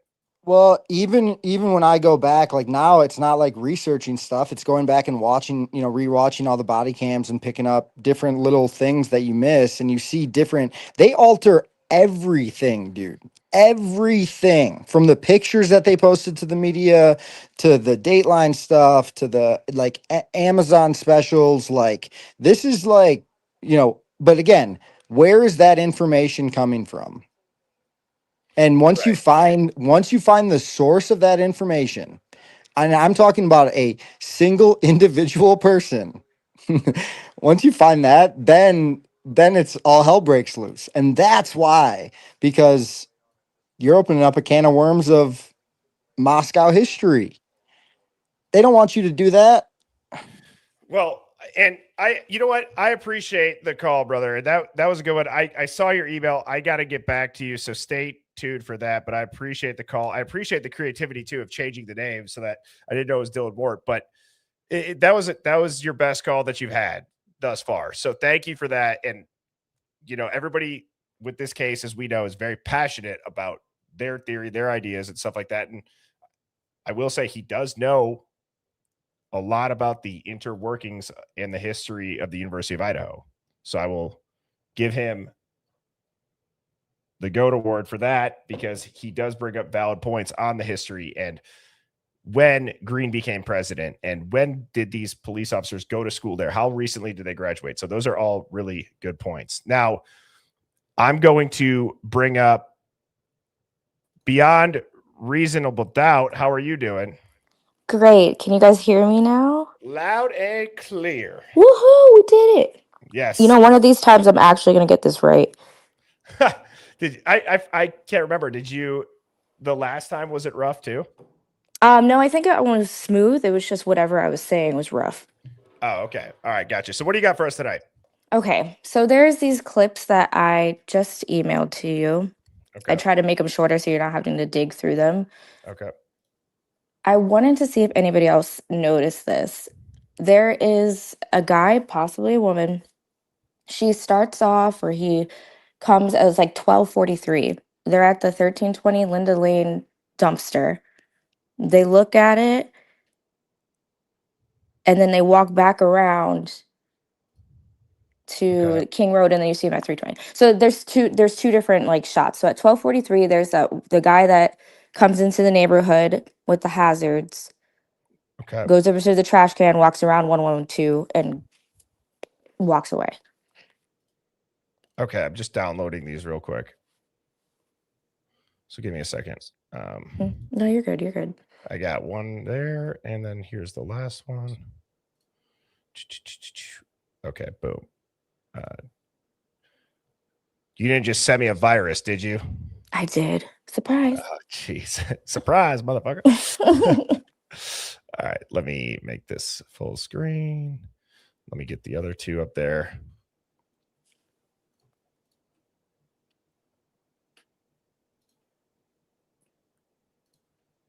Are two of them from 1112? Yes. So there's the first one, 112. It should be like 12:43 a.m. Okay. And then there's two from 1112, and then there's one Yeah. from dumpster cam. So yeah, the 12:43 one do first. Okay, hang on. I gotta get one more downloaded then. So then is there one that's, how long are each of them? Oh, I got Like it. a I found minute, it. maybe two. Yeah, I found it. Okay, it's downloading now. All right, I'm getting them up on the screen here. Okay. So the first one is 12 to 1 is the guy walking, and then like 2 hours later at 3 is when the Linda Lane, and then going back to King Road. Okay, so which one do you want me to play first? The one that's at 12:43, 112 to King, or 1112 King. At Oh my 12 God, the numbers. At 12:43 a.m. Yep. I see, unless this Hold goes. Yeah, I see 3:19. I see 1 o'clock, and I see It's gonna be the earliest time one. okay, so that's 1 o'clock. So I see 3:14 here. So I'm just getting this all set up. So go to the earliest one. All right.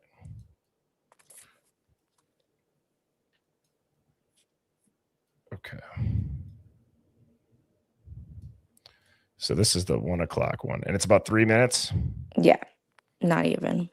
Okay. So let's go ahead and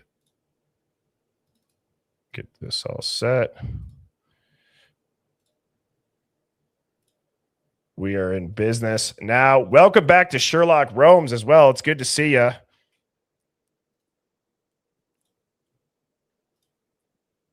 Okay, so it's playing right now at 1 o'clock. Yep. So this Uber is dropping off people to the house right across the street.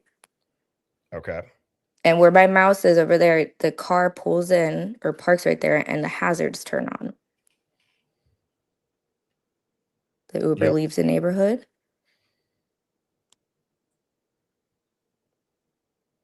And there's going to be a gentleman or woman entering in from the right side.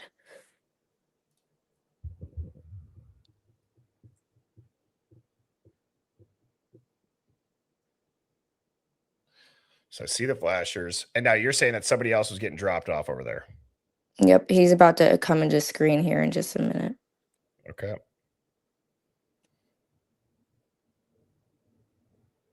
Oh, right there. Oh, he does come from, he doesn't walk up along the side of the house. You're right. He comes from the lights over there. Thank you for screen recording this. That was epic. Yeah, I try to break it down so we don't have to search forever. Smart. Thank you. So he walks by the dumpster. He's going in front of that house right there. Puts his hood up.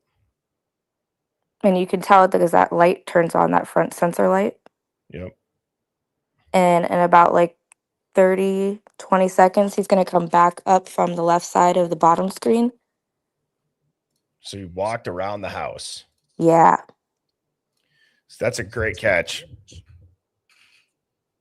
Because I've seen both of them, but I guess I'm not trying to sound like I guess, out of touch of this, but I guess I've never really put two and two together that it's the same dude just taking a lap, right? Or if we have talked about it, I forgot about that.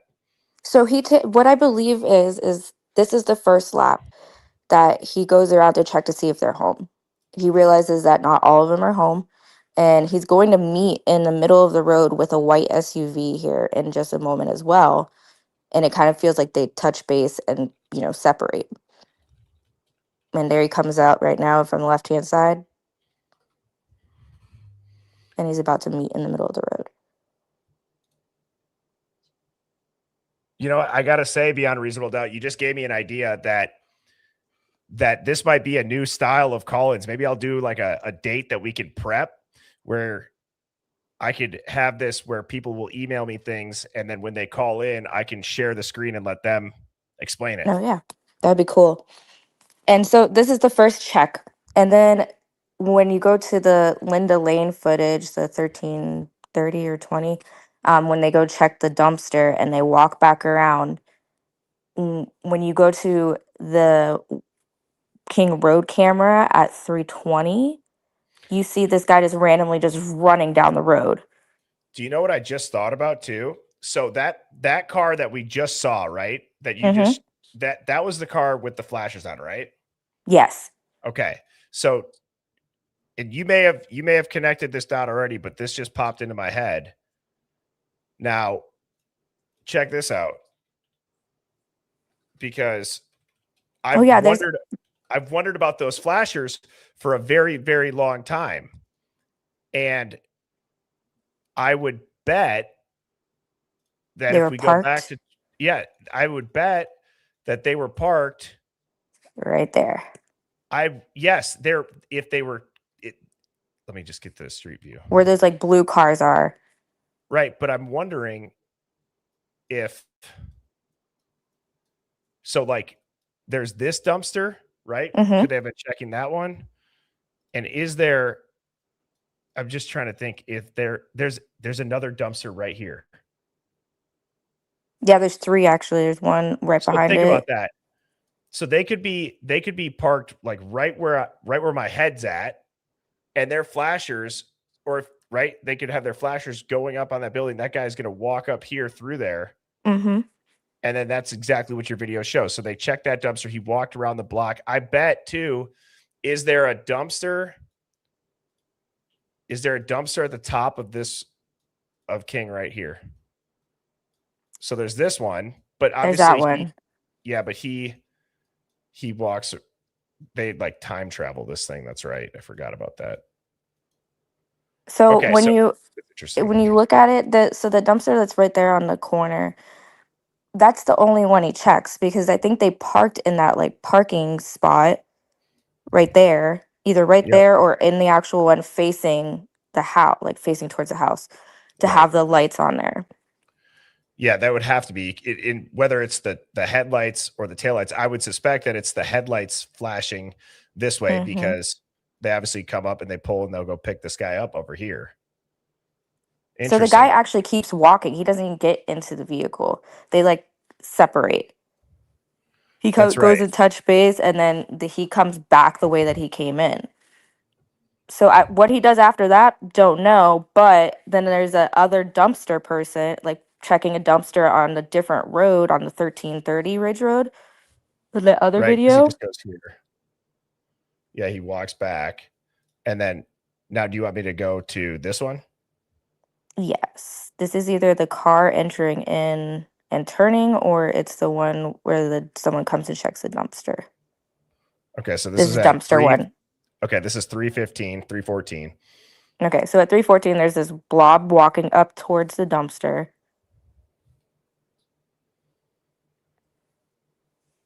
What they're looking for, probably a clue. I don't know. That's so weird. So that first one was at 1 o'clock. Yep. So they're checking dumpsters at 1. They're checking dumpsters at 3. Now, my question is, did you just potentially piece together manipulated timestamps where they've swapped the Linda Lane footage somehow with 1112. And this was all happening at only one of these time frames, because to check dumpsters 2 hours apart, it's either exposing the crime window before and after checking the And dumpsters. watch this. Cigarette hits the lips. See that cigarette light? Yep. Boom. They found cigarettes around. They kept, testing cigarette That's butts true. all over the. That's true. The cigarette's true. And then you go back to this one. This is now 319. I'm assuming we're going to see him walk up now. Yeah, he's gonna appear out of the road. See, boom, comes running up the road out of nowhere. Yeah, is that fast forwarded? I've No. always wondered. You don't think it is? I've been trying to figure it out. So I went to so it's cut in half. This clip at the very, very end of the first part of this clip, it's like 320. You kind of see them coming up on the side, and then it starts in a brand new clip. Like they sent it like that, like that minute split in half. Yeah, but it looks like what I'm trying to say though is it looks like he's like, I think I missed it. Oh no, hang on. So it looks like he's running. Yeah, that's what I'm saying. So at the end of the, because the clips that I was sent, they had it from like 310 to 320, and then it started again at 319 to whatever this one goes to. I think like 330. So it's right when that guy is running down the road. It's cut in half. The video is cut in half. So it looks like he's running. Yeah. So that's trippy. Why is it not? Okay, there we go. I'll play it again. Like it almost looks like he ran out of like a redacted square. Yeah.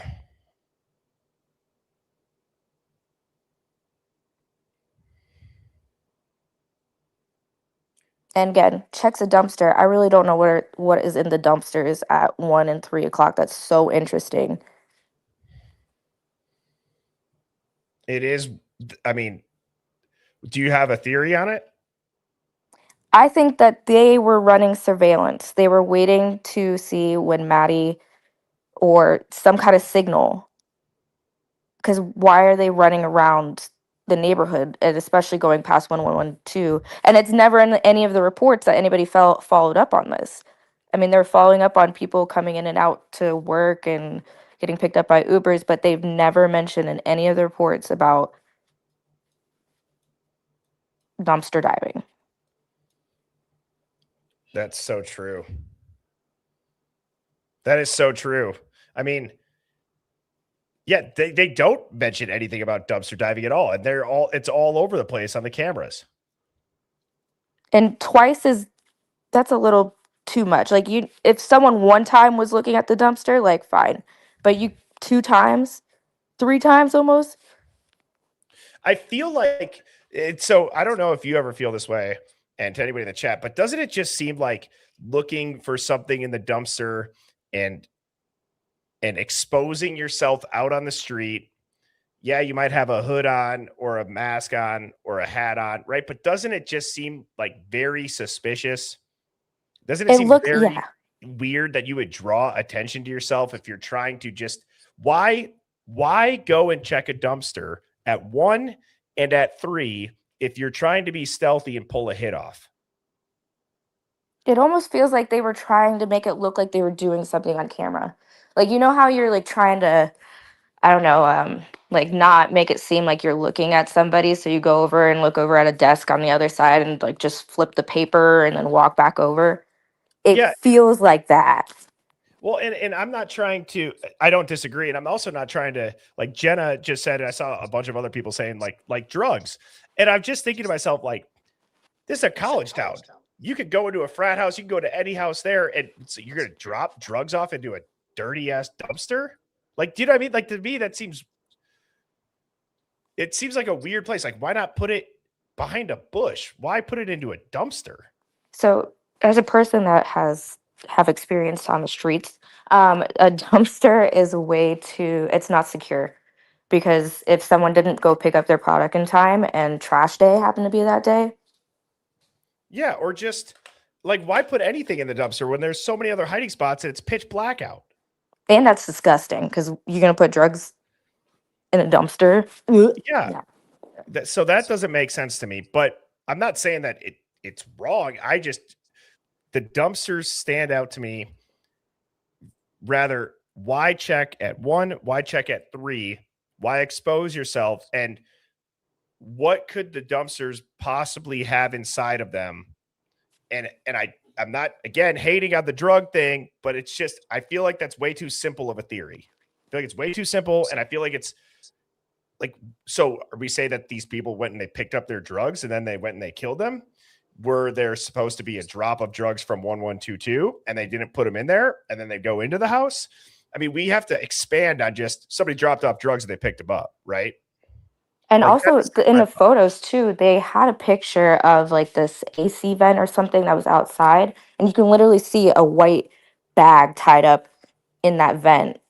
I'll have to find it because I remember seeing it. But that seems like more of a better hideaway spot than a dumpster because it's too open. It just, and guys, we have to remember too, if they're stashing weapons or clothes or whatever it is, think about this. You don't think that they could have planted Koberger's DNA on a sheath, a brand new sheath. They wouldn't take some dirty ass clothes from a dumpster and put Koberger's shit on that. Do you know what I mean? Like that's another thing too. They found no clothes, no bloody clothing, nothing else that you would suspect somebody would be dropping into a dumpster right next to the crime scene. They never even found any of that for Koberger. So that's what's odd to me.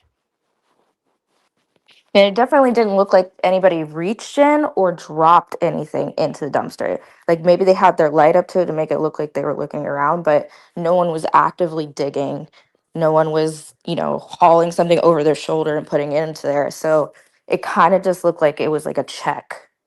Well, and what gives it away to me too, beyond reasonable doubt, is that car talks to them. If that car didn't show up, there could also be an argument for, is it somebody who's just homeless and they're walking around trying to see if there's anything that they can get out of a dumpster, right? But the fact that you see the flashers and the car communicate with them, I think takes that theory out. Definitely. So I'm interested to hear what everyone has to say and like thinks about it, because it's been rattling in my head and I can't figure out like why they would do that. Like, why would someone do that that's not tied to the murder? Like, if this was a random Idaho night, I couldn't figure it out. No, that's a great take. And honestly, you get the GOAT award, and the screen recordings deserve a standing ovation for that, because not only did you screen record and it worked, but you explained it properly. So let's throw some GD Jeffs in the chat for Beyond Reasonable Doubt. That was an epic call in. Like I said, you probably just inspired a stream setup where we can have people screen record the things that they want to show on stream and then explain it. So thank you for getting that ball rolling. That's awesome. All right. Night, guys. Night. Have a good one. Bye. That was great. That was really cool. And I appreciate how quickly she was able to get on that. So next up, we have Conspiraling. How are you doing? Hello. We got you loud and clear. Nice. Hi. I feel like I have so many thoughts. I don't know where to start. You are conspiraling out of control. I am out of control. Conspiraling. Yes. Well, Okay. let's see what you got. Start somewhere. I guess where it started, I guess, is I was listening to the 1117 Dylan Mortensen interview, Okay. and she's talking about Eric Gower, and I think it's around, I have it. I had everything all set up and then I waited for a long time and then I started doing other things. Oh, you're good. Okay, so it's around, if we go to the Brittany Brown video, it's around 34:23. She's talking about Gower. Brittany Brown. Well, hang on. It's the one I went to. Is that the creator? Wait, hang on. Explain that again. That's the YouTube creator, yeah. Okay, that's what I thought. Okay. Or it could be Outcast could have the same. I know like other creators talk beforehand or whatever. Yeah, let me see. This is just the audio. Okay, that's right. Okay. And so when do you want me to go to? It's about 3420. 3420.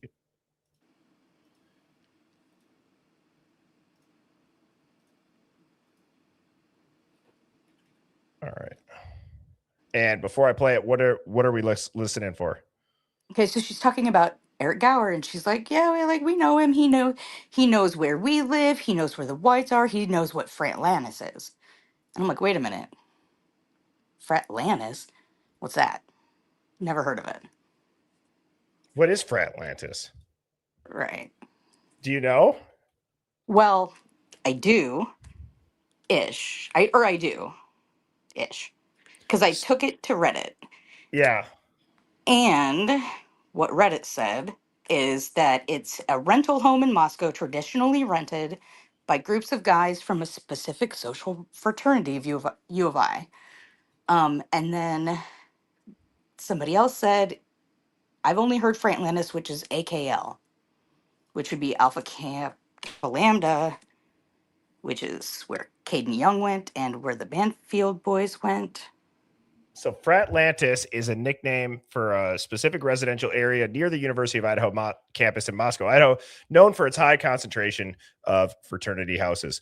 It's the area right around King Road. So that would make sense because obviously we have those frat houses all right across the street from them. And real quick, Hive, the offer still stands for the 1,000 likes. We're at 700 and we have double that in here. We have not triple that. We have more than double that in here. And I will give away the Hive Plus memberships if we hit 1,000 likes. So 300 people out of 1,500 have to hit it. That's it.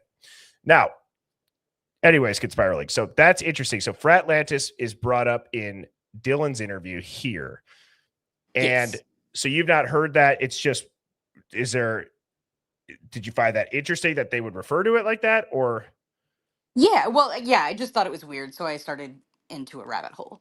And it reminded me of there was an interview from ISP 81 or 2, let me look. 81. 81, where they are interviewing frat guys that seem to have the roster for the lodge party. okay. So Sigma Chi guys. And they said that they had invited Xana and Ethan to a frat after the lodge party because they had never been before, but then they never made it. And it was a neighbor. And like I said, everybody in the Reddit that answered my Frontlantis in the Moscow, Yeah. Idaho thread said it was AKL, Interesting. which is So where the Banfield boys went and Caden Young. So anyway, I don't know what if they did go? well, their movements are all sus, and we're gonna figure it out eventually. We are gonna figure it out eventually. Can everybody type a 1 in the chat if you agree with this or disagree with it? As far as the timeline goes, if we stick to the current timeline, type a 1 if you believe that we will never figure this out if we stick to the timeline we are given, because I'm almost at that point 110%. I feel like we've slightly drifted off course for the timeline, but it's just murder window. We have not thought about the entire night through a different lens at all time-wise, and people will lose their mind over that, but I'm telling you, doesn't anybody think it's a little bit strange that with all the documents, with all the photos, with all the interviews, with all the security footage, that with the timeline they've given us, nothing makes sense except for if we were to call suspect vehicle 1 Brian Koberger. And it might not even be Koberger because it doesn't have fog lamps. Right? So then we have to really start thinking, well, could they manipulate the cameras? Yeah, they absolutely could. Well, could they redact important stuff that would tell when that timeline actually was? Yeah, they could. Could they dub in audio? Yeah, they could. But really, the timeline, the only thing that we've strayed from on it, that's the official story, has been the murder window. That's about it. And I don't think that that's enough to do it. And I saw Sherlock was back in here, and what Sherlock's talked about is simple yet complex enough to pull this off. It's simple to do, complex to understand if you don't know what you're looking for. And so now that he's back, and I also I've had his emails, I've been swamped, Sherlock, but we need to do a stream together now that you're back. So send me another email if you're listening still, dude, for some availability. But conspiraling, what is your take on the timeline? Well, that leads me to part two. So actually, ISP number 82 is Kara Kernodle being interviewed in Kootenai County Jail on the 20th. And remember, we heard her interview not long ago where she says that they were having pizza Yes, because yes. Jeff Kernodle called her, or found her in Spokane, said he talked to them or her that night at around midnight, said that they were having pizza. If you look at his interview, his MPD interview, he never mentioned. He says the last time he talked to her was on Friday. He never Right. mentioned Saturday, which is weird. It's very And weird. then Kara, when she's being interviewed for the first time, she doesn't mention anything about pizza at all. She says, but she does mention that you better check out somebody redacted because they hated Xana Kernodle, which I've never heard before, especially after hearing all of these interviews with these frat guys that everybody loved them. Everybody loved them. Who hated Xana? Somebody hated Xana. Right. So I don't know if the timeline maybe was that Jeff talked to her at midnight. They were on their way to this frat party. Maybe Yeah. Kara's tying something together with somebody that hated Xana. I don't know. I don't know who hates Xana. I don't know what the frat she was supposed to go to was. I don't know what frat Atlantis is, but I feel like there's something there. Do you ever feel like the 8-hour window that has the delay for the 911 call? I also think that we've always all thought that that's the cleanup window in its entirety, right? So I don't think there's a cleanup. You don't think there's a cleanup. So, well, let me finish this question and then I want to hear about that. So Oh crap. Oh no, I lost you. nope, Oh I'm wait, back. I'm back. you're back. Okay, okay, okay. It's storming here. But Oh no. so, Okay. so the murders happen. 8 hours later, the call happens. Yeah. One would logically think that the cleanup happens during that window. My thought though is 8 hours to clean up, to pose bodies, the blood saying that there's a cleanup effort, stories straightened out, right? I mean, can you get all that done in 8 hours? Where you have to remember the killings happened. There's going to be a human reaction and a human instinct to, oh my God, that just happened. What the hell? You have to have the urge to resist calling 911, or if you did call 911, it has to be scrubbed, right? Like, I've always thought that the 8 hours for cleaning up a quadruple homicide and getting stories straight by a bunch of college kids, especially Dylan and Bethany, and the text and the I'm screwed or I'm scared and all that stuff, it just seems like that would take a minute to pull off, to where even at this point today, it's not solved. Does that make sense? Yeah, absolutely. And I flip flop back and forth, but usually I kind of, don't hate me for it, but I kind of lead back to Dylan isn't lying because there are things that she is adamant about, and then the things that she's not adamant about. The parts where she says, "I know I could have been dreaming," are the parts Right. that changed over time, where it seems like the police MPD kind of fed her those parts. But there's parts where she's talking to Gooch and she's like, okay, well, it looks like I called Kaylee. And then Gooch says, did you leave her a voicemail? And she goes, no. And then she said, okay. And then I saw the guy in the mask, but I don't know. It might have been a dream. I don't know. I don't remember anything. I don't remember anything. But you remembered for sure you did not leave Kaylee a voicemail. So there's like tiny things like that. And I think because she knows so little at the very beginning, like when she's outside the house and she says, there was a guy. I heard Kaylee. She went upstairs. She came downstairs. Somebody said something.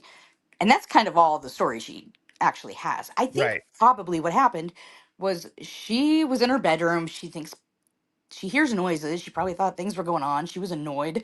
She's yelling at him to shut up. Like Dave said, I think some Dave, quote unquote Dave. Yeah, I remember. And I mean, she probably didn't, like, she heard noises and didn't think anything of it. And then probably after the fact, when she's like, oh shit, everybody's dead. Oh shit. And then started to feel things and I shouldn't have been Yeah. so whatever. So so there's that. But then again, I did just post in Discord this article from 2009 where Quinn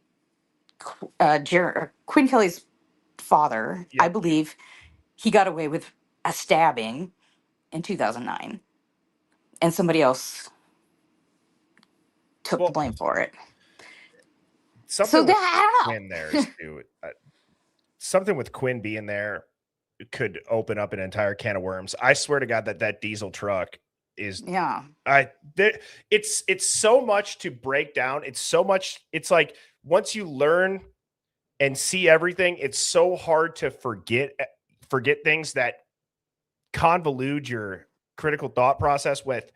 I need to just stay down this one path. I need to just look in this direction. And it's so damn hard to do that at this point when it feels like we've looked at every angle. It's hard to stay Yeah. focused on just one at this point. Well, because they all make sense in a way. They do. They do all make Parts sense. of all of them make sense. You can rationalize all of these theories. So yeah, it's a flip flop and floppy flip That it of the is. game over here. Well, and I appreciate the call so much, Conspiraling. I hope you have a fantastic evening. You too. Thank you. Love you. Yep. Love you, Bye-bye. Hive. See ya. Love you too. Cheers. Bye. And did we hit 1,000 likes? We did. And so, Hive, I don't know where the whole Birdie's going to wear a dress thing for 1,000 likes came from, but I will give out my last 5 Hive Plus gifts that I'm able to give. So I will send those in 3, 2, 1. Sent. Let's see who all got them. And we have Hot Girl Bummer that got one. We have Lucid Melody. We have Cookie Puss, Tasha from the Block, and Halo Art. Congratulations. And thank you for 1,000 likes. That's epic. That is awesome. So congratulations to you all. Cookie Puss, Lucid Melody, Long Gone, Halo Art, and Tasha from the Block for those. Now we have somebody who's been waiting extremely patiently, and I will go ahead and get them up on stage. Chrissy, are you there? Yes, I'm here. Can you hear Thank me? you for being patient. Yes, we have you loud and clear. Great. Much love from the East Coast. I've been trying to get into one of your lives for a while now. Well, I'm so this excited case, that you did. yeah, this case has kind of been a thorn in my side since it began because nothing ever made sense. And personally, I feel that everything goes back to Dylan. Her story has changed so many times. I mean, it went from Kaylee and the dog were upstairs to Kaylee and the dog were in the living room to her adding the unnecessary details. Like Kaylee was wearing Doc Martens, which we know that she wasn't because when you look at the photos and videos, Kaylee was wearing white Nikes all day. So you're saying she came home at 2:00 and changed shoes. Never believed it. Can I interrupt you right there for a second? Yeah. So sorry. You know what? When you just said that, where my brain went to is, do you remember how Bethany in her interview is saying that they were all upstairs, even though it sounded like Dylan went to bed already? Do you know the interview I'm talking about on the 16th? Yeah. Okay. Yeah. Okay. So how they made it seem like Kaylee was getting ready for bed. And then remember how Maddie and Bethany took Murphy out? What if Kaylee changed to go somewhere? Or changed, and then that's where the white Nikes came off and the Doc Martens got put on. That's very well could be a possibility. Right. But again, that's just hypothetically talking. Sorry to interrupt, but I had to get that out because no, you're good. I'm actually going to try and keep it kind of short because I have a whole list on my computer of just notes from this case, but I'm actually at work right now. Oh, okay. So my feeling has always been that the timeline never added up, and this had started way before. And I think that in the 1112 cam, where you hear, the "help me, I'm scared," is when it started. I think that somebody was trying to intimidate Xana, and maybe the intimidation went wrong, and they knew that they could not leave Xana as a witness. But it was never supposed to be what it became. So who do you think was Ethan. getting threatened?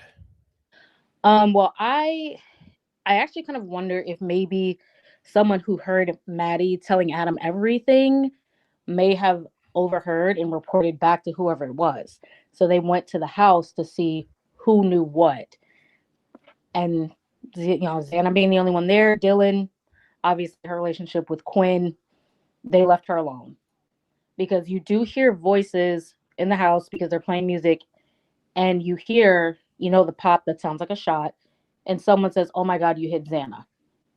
And then about a minute or two later, you hear two more.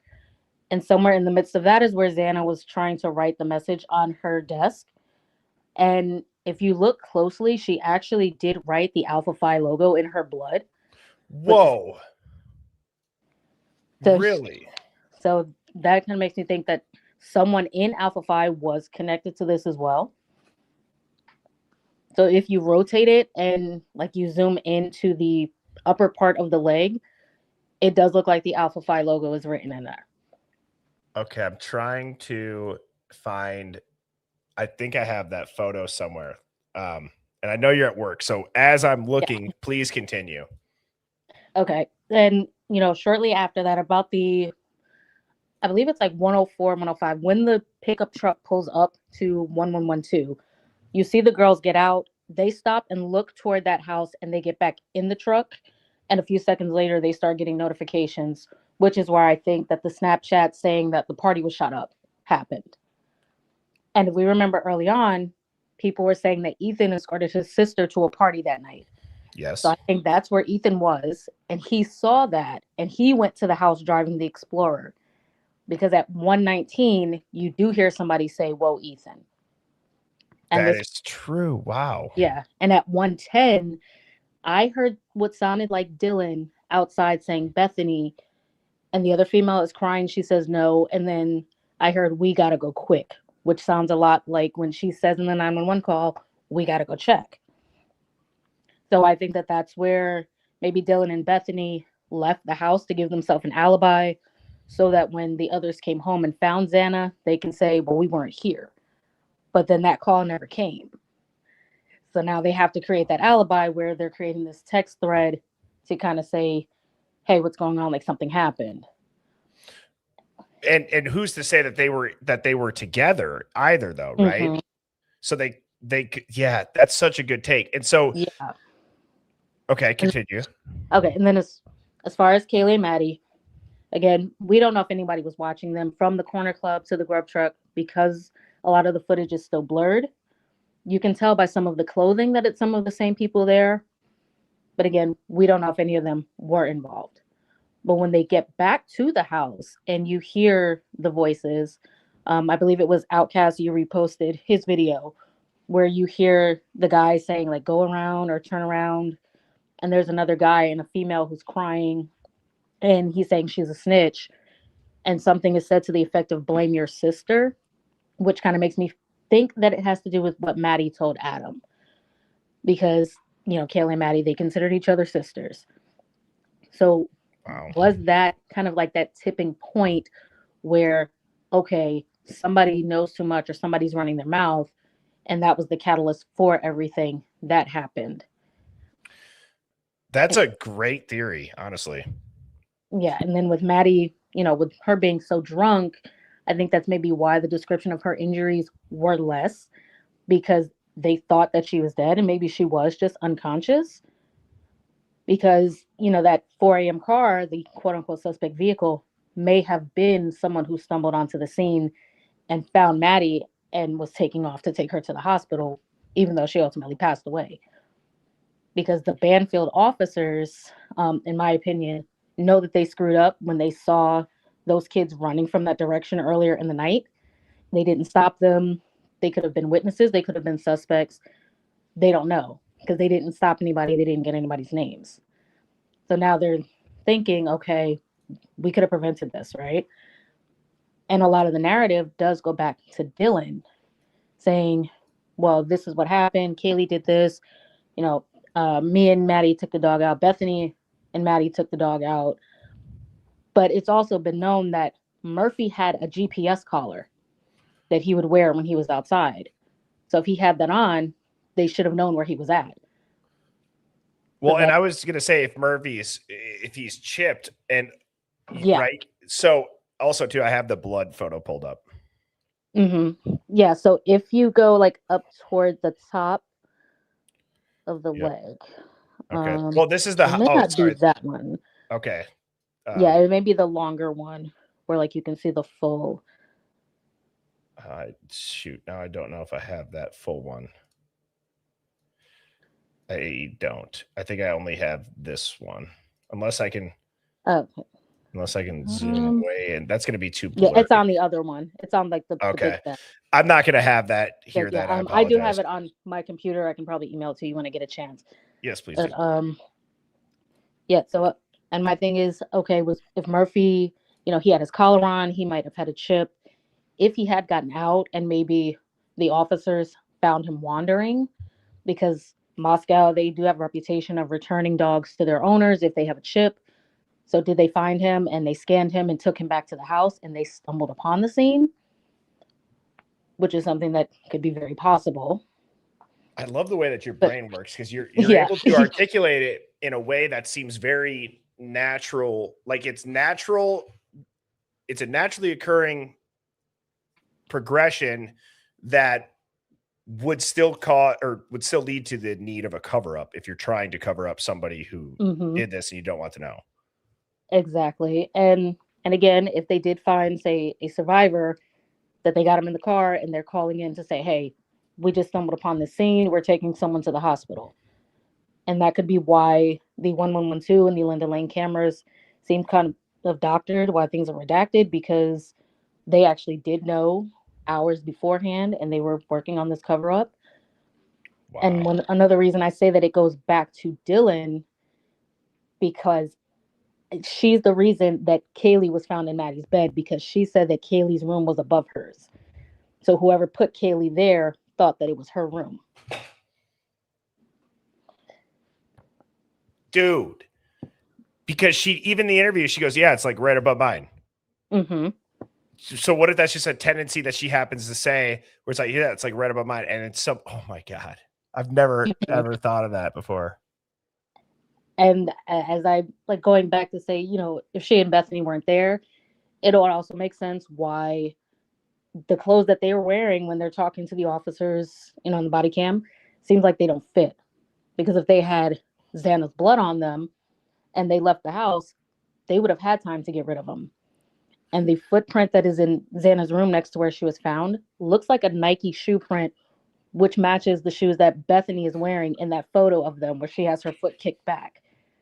So did Bethany step in her blood and she's freaking out and they're saying, Dylan, get her out of here? I mean, is anybody really going to believe that if there's two people home, one across the hallway, one downstairs, and then, you know, above you, is anybody going to believe with even what they've said that they heard that they don't go check it out? Does anybody buy that? I don't even buy that. I've never bought that. For 8 hours, you don't go up there just to see? It's silent. They're all dead. Aren't you going to be like, are they even home anymore? Right? Like.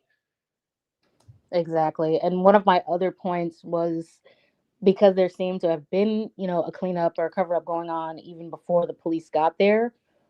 They never tested the first floor to my knowledge. So how do we know that that's not why that first floor bathroom was empty? Because they went in there, they cleaned up, and they got rid of everything that was in the bathroom to make it look like it wasn't being used. Wow. Okay. So not only are you going to email me the photo of that nightstand, if you, and maybe do one photo of the original and then one where you trace it, but you remember how I think you were backstage when I was talking about pulling some stuff up, like maybe having pictures prepped and then calling in and talking us through with the visuals.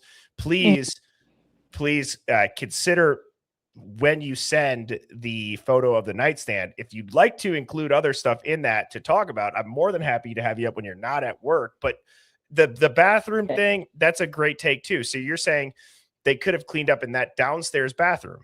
Mm-hmm. Which could explain, the bits of blood that are on the stairs could have just been transferred from them going downstairs to clean up and get rid of everything. Holy, hang on. So you're going to tell me that even that, like it could be cast off, but remember, cast off doesn't have to come from the attack itself. Cast off could be, what if they were just throwing stuff down the stairs to get it down into the bathroom or get it out of the house? Exactly. They could have been throwing bloody stuff down the stairs. Like if they're cleaning up a bunch of shit and just kind of throwing it down the steps to take it out the front door and then get rid of it. Wow. And it stands to reason when you're looking at the photos of the girls' rooms, you don't see any of the clothes that they had on that day in the room. So you would think that Dylan had on those bright white pants. You don't see those in her room. You see her shoes got moved around a few times, but you don't see that. You don't really see the clothes that Bethany had on. You don't see what Kaylee had on. You don't really see what Maddie had on, except for that yellow sweatshirt, which she changed out of before they went back out.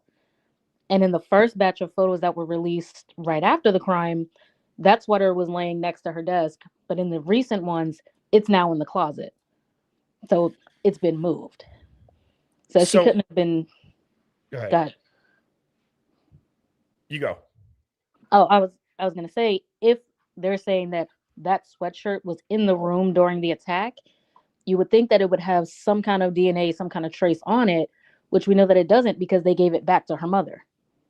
You're right. So, Yes. And now I'm thinking too, somebody in the chat was saying, is that what, because we don't even, so let me actually, before I say this, I want to hear your thought because you are on fire right now. So do you believe that Dylan and Bethany had anything to do with the cleanup, or do you think they were told to keep their ass in their rooms? well, like I said, I think that they actually were not there because at the 110 where she says, Bethany, we got to go quick. And then you do hear car doors closing and leaving in like separate directions, which is another reason I feel like they might have edited the videos so that you don't see what cars are coming and going during that time. But if they were in the house, then yes, they could have said, you guys stay in there. Dylan, go calm her down. Don't let her call anybody. Don't let her talk to anybody. And then now my question goes to, so if we're going to, let's stay on this path of the theory of they could have been the blood in the stairwell and on the pong table, right? It's been a mystery. There's a lot, but it could just be bloody stuff being moved out that is causing cast off. That's the first time that I've ever heard of that I've ever thought of that. I've always thought that it was an attack, or I've thought that it must have had to have been the physical bodies, but it could have been what they were using to clean up as far as supplies, towels, plastic, whatever they did. And it could have been wet blood, dripping blood causing cast off, perhaps, right? As far as this theory goes. So let me say this then. Is there any reason that now Bethany hears that noise? I think Discord Dawn said this. Do you have a thought on the noise of what Bethany could have heard with the little flame? Well, I do believe that there were some kind of firearm shots being fired, because when I listened to this video alongside another one of an indoor ring camera where shots were fired in the house, they sound almost identical. So I do believe that they were at some point shot. I'm not saying that there weren't any stabbings that came later or post-mortem, or maybe the stabbings were to cover up the shot by extracting the bullets because they know that they can be traced. Right. That's a good point. So there are a number of different ways that could have gone. What do you think the flame was, though? Because I understand the gunshot with the popping noise and what sounds like a firecracker. Yeah. But how Bethany described how, if you really listen, it's like she saw this little flame land underneath her door and then just burn out. Like it was an orangish glow. So I know people have said tasers, but I'm trying to think in the whole sense of a cleanup. Would anything have lit on fire? Maybe. Did they throw a candle that was lit on accident? You know what I mean? I'm just trying to think through everything. I was thinking it could have been a candle or like one of the flames like you use for your car when you have an emergency at the so like maybe somebody had one of those. Well, yeah, there's a few things that it could have been. It could have just been something breaking that sparked a little bit. or it could have been someone trying to get into that room that was locked, and whatever they were using created like something that looked like a flash. I mean, my mind is just racing right now. And so, do you have anything else for us? But as far as the Uber driver, I know they said that he stopped, somewhere shortly after he dropped them off. So that's also making me wonder, because we don't see any of the grub truck in the crime scene photos. So you would think that if they came home with it, it would have been in the living room or in the kitchen or in one of the girls' rooms if they were eating it. But you don't see traces of that in the house. So did they leave it in the car? Did Maddie spill it in his car? Something of that Yeah, nature. where was their food? Mm-hmm. So again, that's something that's just kind of missing. And then when they recently released like the toxicology, and they're saying that Maddie was at a 0.28 at autopsy, and if she had been deceased at, say 4 a.m., that would mean that her blood alcohol, at the grub truck would have been over like 1 point something, which is really alcohol poisoning, and she probably would have been passed out somewhere and not able to walk on her own. So if we're to believe that her alcohol was that high at 4 a.m., I don't see any way that would even be possible. Like, she wouldn't have been able to walk on her own, because even at a 0.28, it's recommended that you're getting medical treatment and have an IV in your arm. So I That is definitely also a feel great like take. this happened way before they're saying that it happened. So yeah, because you're right, because the last drink we would assume, well, see, that's where we're assuming, because they said that they went to bed. So if they got home at 1:56, 4 o'clock, I mean, I don't know how much that would go down. I know everybody's body's different on how much they will metabolize the alcohol, Yeah. right? But you're right, that is a significant blood alcohol level, no doubt about that. Mm-hmm. And my last point, again, going back to the bodies being moved, early on in the case, when they were describing the crime scene, they said a female in a gray sweatshirt was found on the second floor, which Kaylee was the one that was wearing gray. So was Kaylee on the second floor and then they moved her up there? Or were they just kind of throwing out random details? Wow. I mean, you probably just went like 15 for 15 on stuff that I have never heard of. And I am blown away right now, Chrissy. I mean, you did a great job. And the only other thing that I will add that kind of was fishy to me, after it happened and they were talking about, the memorials and everything, and Ethan was supposed to have a graveside burial and be buried next to one of his grandparents, and then suddenly all of them were being cremated, which I feel was that a cover up so that nobody can go back and exhume the bodies later on to, reopen the case or whatever? Or is it because not all of them died and they're trying to cover it up? Yeah. I mean, okay. I'd be remiss if I didn't ask you then. Can you lay out your theory? So my theory actually is that this ties into the alleged drug ring and trafficking that's been going on in Moscow between the two universities, which I feel that's how Koberger got there to begin with. He graduated school in Pennsylvania, and maybe he had a job offer that said, hey, we have this case out here. We want to send you out there undercover as a student to try to infiltrate and gather information. Because it's a little convenient that, one, that he was deemed to be the suspect so quickly, but then he also ends up with Ann Taylor as his lawyer, who's also defended other people who had these charges. And who better to put in place than an attorney that can gather the information and kind of get people deals? So who's to say that Ann Taylor isn't a lawyer that's working for the feds, who's also on the case, which is why we haven't seen or heard much about either of them since he pled guilty. That's crazy. That's crazy. I mean, that's a really, really good thought. I'm very impressed. And so please send me that photo of the nightstand, and then any other photos that you want to include. And I don't know, are you able to make the live somewhat regularly? I generally am, particularly on Fridays, because I'm not going to be working on Fridays anymore. So I definitely will be able to get in on Fridays. So I know that for sure. And then during the week, it's kind of hit or miss with however my schedule is. Okay. But if there's a day like on a Friday or whatever, just let me know, in your email and send it to birdieshivemind@gmail.com. Same thing. If there's anybody in the hive that would like to do that and kind of present how we saw Beyond Reasonable Doubt and kind of what Chrissy just did and talk us through, that would be awesome. But Chrissy, you get the GOAT award. Thank you so much for being patient, and you absolutely just blew my mind. So I hope you have a fantastic rest of your day at work, and I will talk to you soon. All right. Thanks. Have a good night. Yep. Cheers. Bye-bye.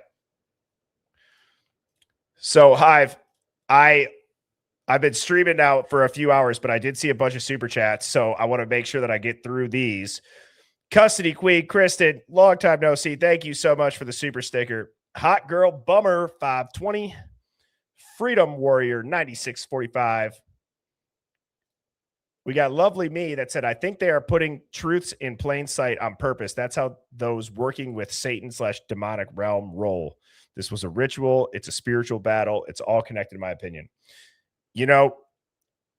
A handful of years ago, that probably would have sounded crazy to most people who haven't looked into it. Maybe they don't have an open mind. There is an absolute, I personally believe that there is an absolute dynamic to this that you could make a compelling argument with the numerology, with secret societies, with very powerful, wealthy people getting away with some sick, satanic, disgusting stuff that's now exposed. And some of the most powerful, rich people are just crazy pedophiles. So, yeah, Lovely Me, I don't think that there's anything wrong with having that opinion necessarily, because it exists all around us. And I think most people would at least recognize that it's not as far of a stretch as it once was. And Boomer, going back to the dumpster diving people, Boomer said they were scoping out the cameras. That's not a bad take either. You better hope that you don't miss any, but also by scoping out the cameras, you're putting yourself on camera. Right? I mean, so the dumpster thing is weird. I don't think that's a bad take at all, Boomer. The White Rabbit said they're looking for the weapons after the first and second set of murders. That's another good take. I mean, the Hive is on absolute fire tonight. Gigi, thank you for the super chat. Beyond Reasonable Doubt, long time no talk, said she heard Kaylee run down to her door and locked it. The importance of listening to each and every word said by Dylan in the statements is becoming more and more important. Same thing with Bethany. You have to really listen closely to those two. Blue-Eyed Candy, thank you for the super chat, said not one single detective asks them, why didn't you call 911 sooner? It's infuriating. And I believe at this point, the reason why they are not asked is because they know the answer to it.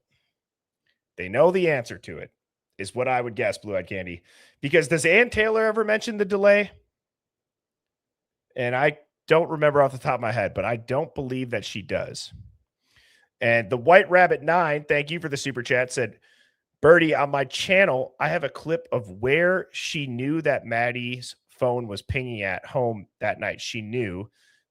Evil lady, this is horrible. What the actual fuck? I'm drawing a blank on what part of the stream this would have been sent at. So, I mean, I think this might have been from a while ago. Can you refresh my memory, White Rabbit 9, on what that was on? And Mary Jane Oatman, 6401, thank you for the super chat. Truth Seeker So Awake said, I've asked Veriscope Linguistics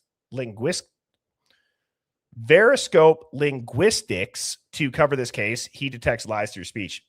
Now, that would be an epic guest. That would be awesome. I have not heard of Veriscope Linguistics, but that sounds like somebody that would be an awesome guest. And the White Rabbit 9, thank you for the multiple super chats, had said, Birdie, if I could lob an idea, if you ever do an episode on the cell phone data and the phone forensics, it will be really good to look into digital biomarkers. I present some possibilities in my second last video. Okay, White Rabbit, let me write down. I have a note sheet from comments that I see. Second last phone video.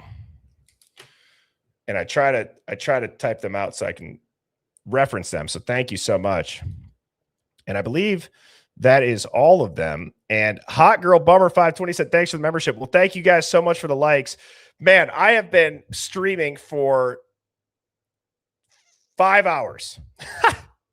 And I am ready to hit the hay and get some rest. I hope you all have a fantastic evening. You know what? That did not go terrible at all, right? It started off a little bit rocky when I almost read that Outcast letter. Thank you for warning me not to. Like I said, I was coming right from the Custody Queens show, so I didn't have much time to put the slides in order. When I was sent that, I assumed that it was something meant for the stream. So that's on me. I will be better about that. But the call-ins were phenomenal, and I just want you guys to know how much I appreciate you all. Thank you for the super chats. Thank you to everybody who signed up for Hive Plus. Tomorrow night, 7 p.m. Central, and I am hoping that I will be able to make the announcement for the guest tomorrow. I'm hoping to hear back from them, but that's going to be awesome on April 29th. With that, Hive, sleep good. I will see you then. Cheers.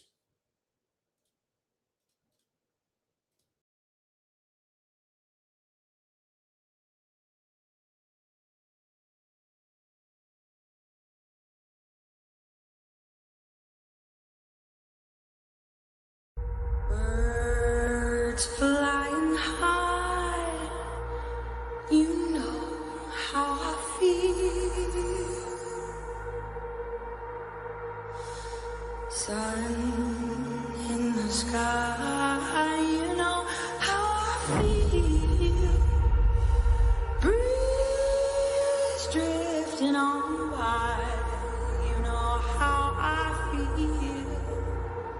It's a new dawn, it's a new day, it's a new life.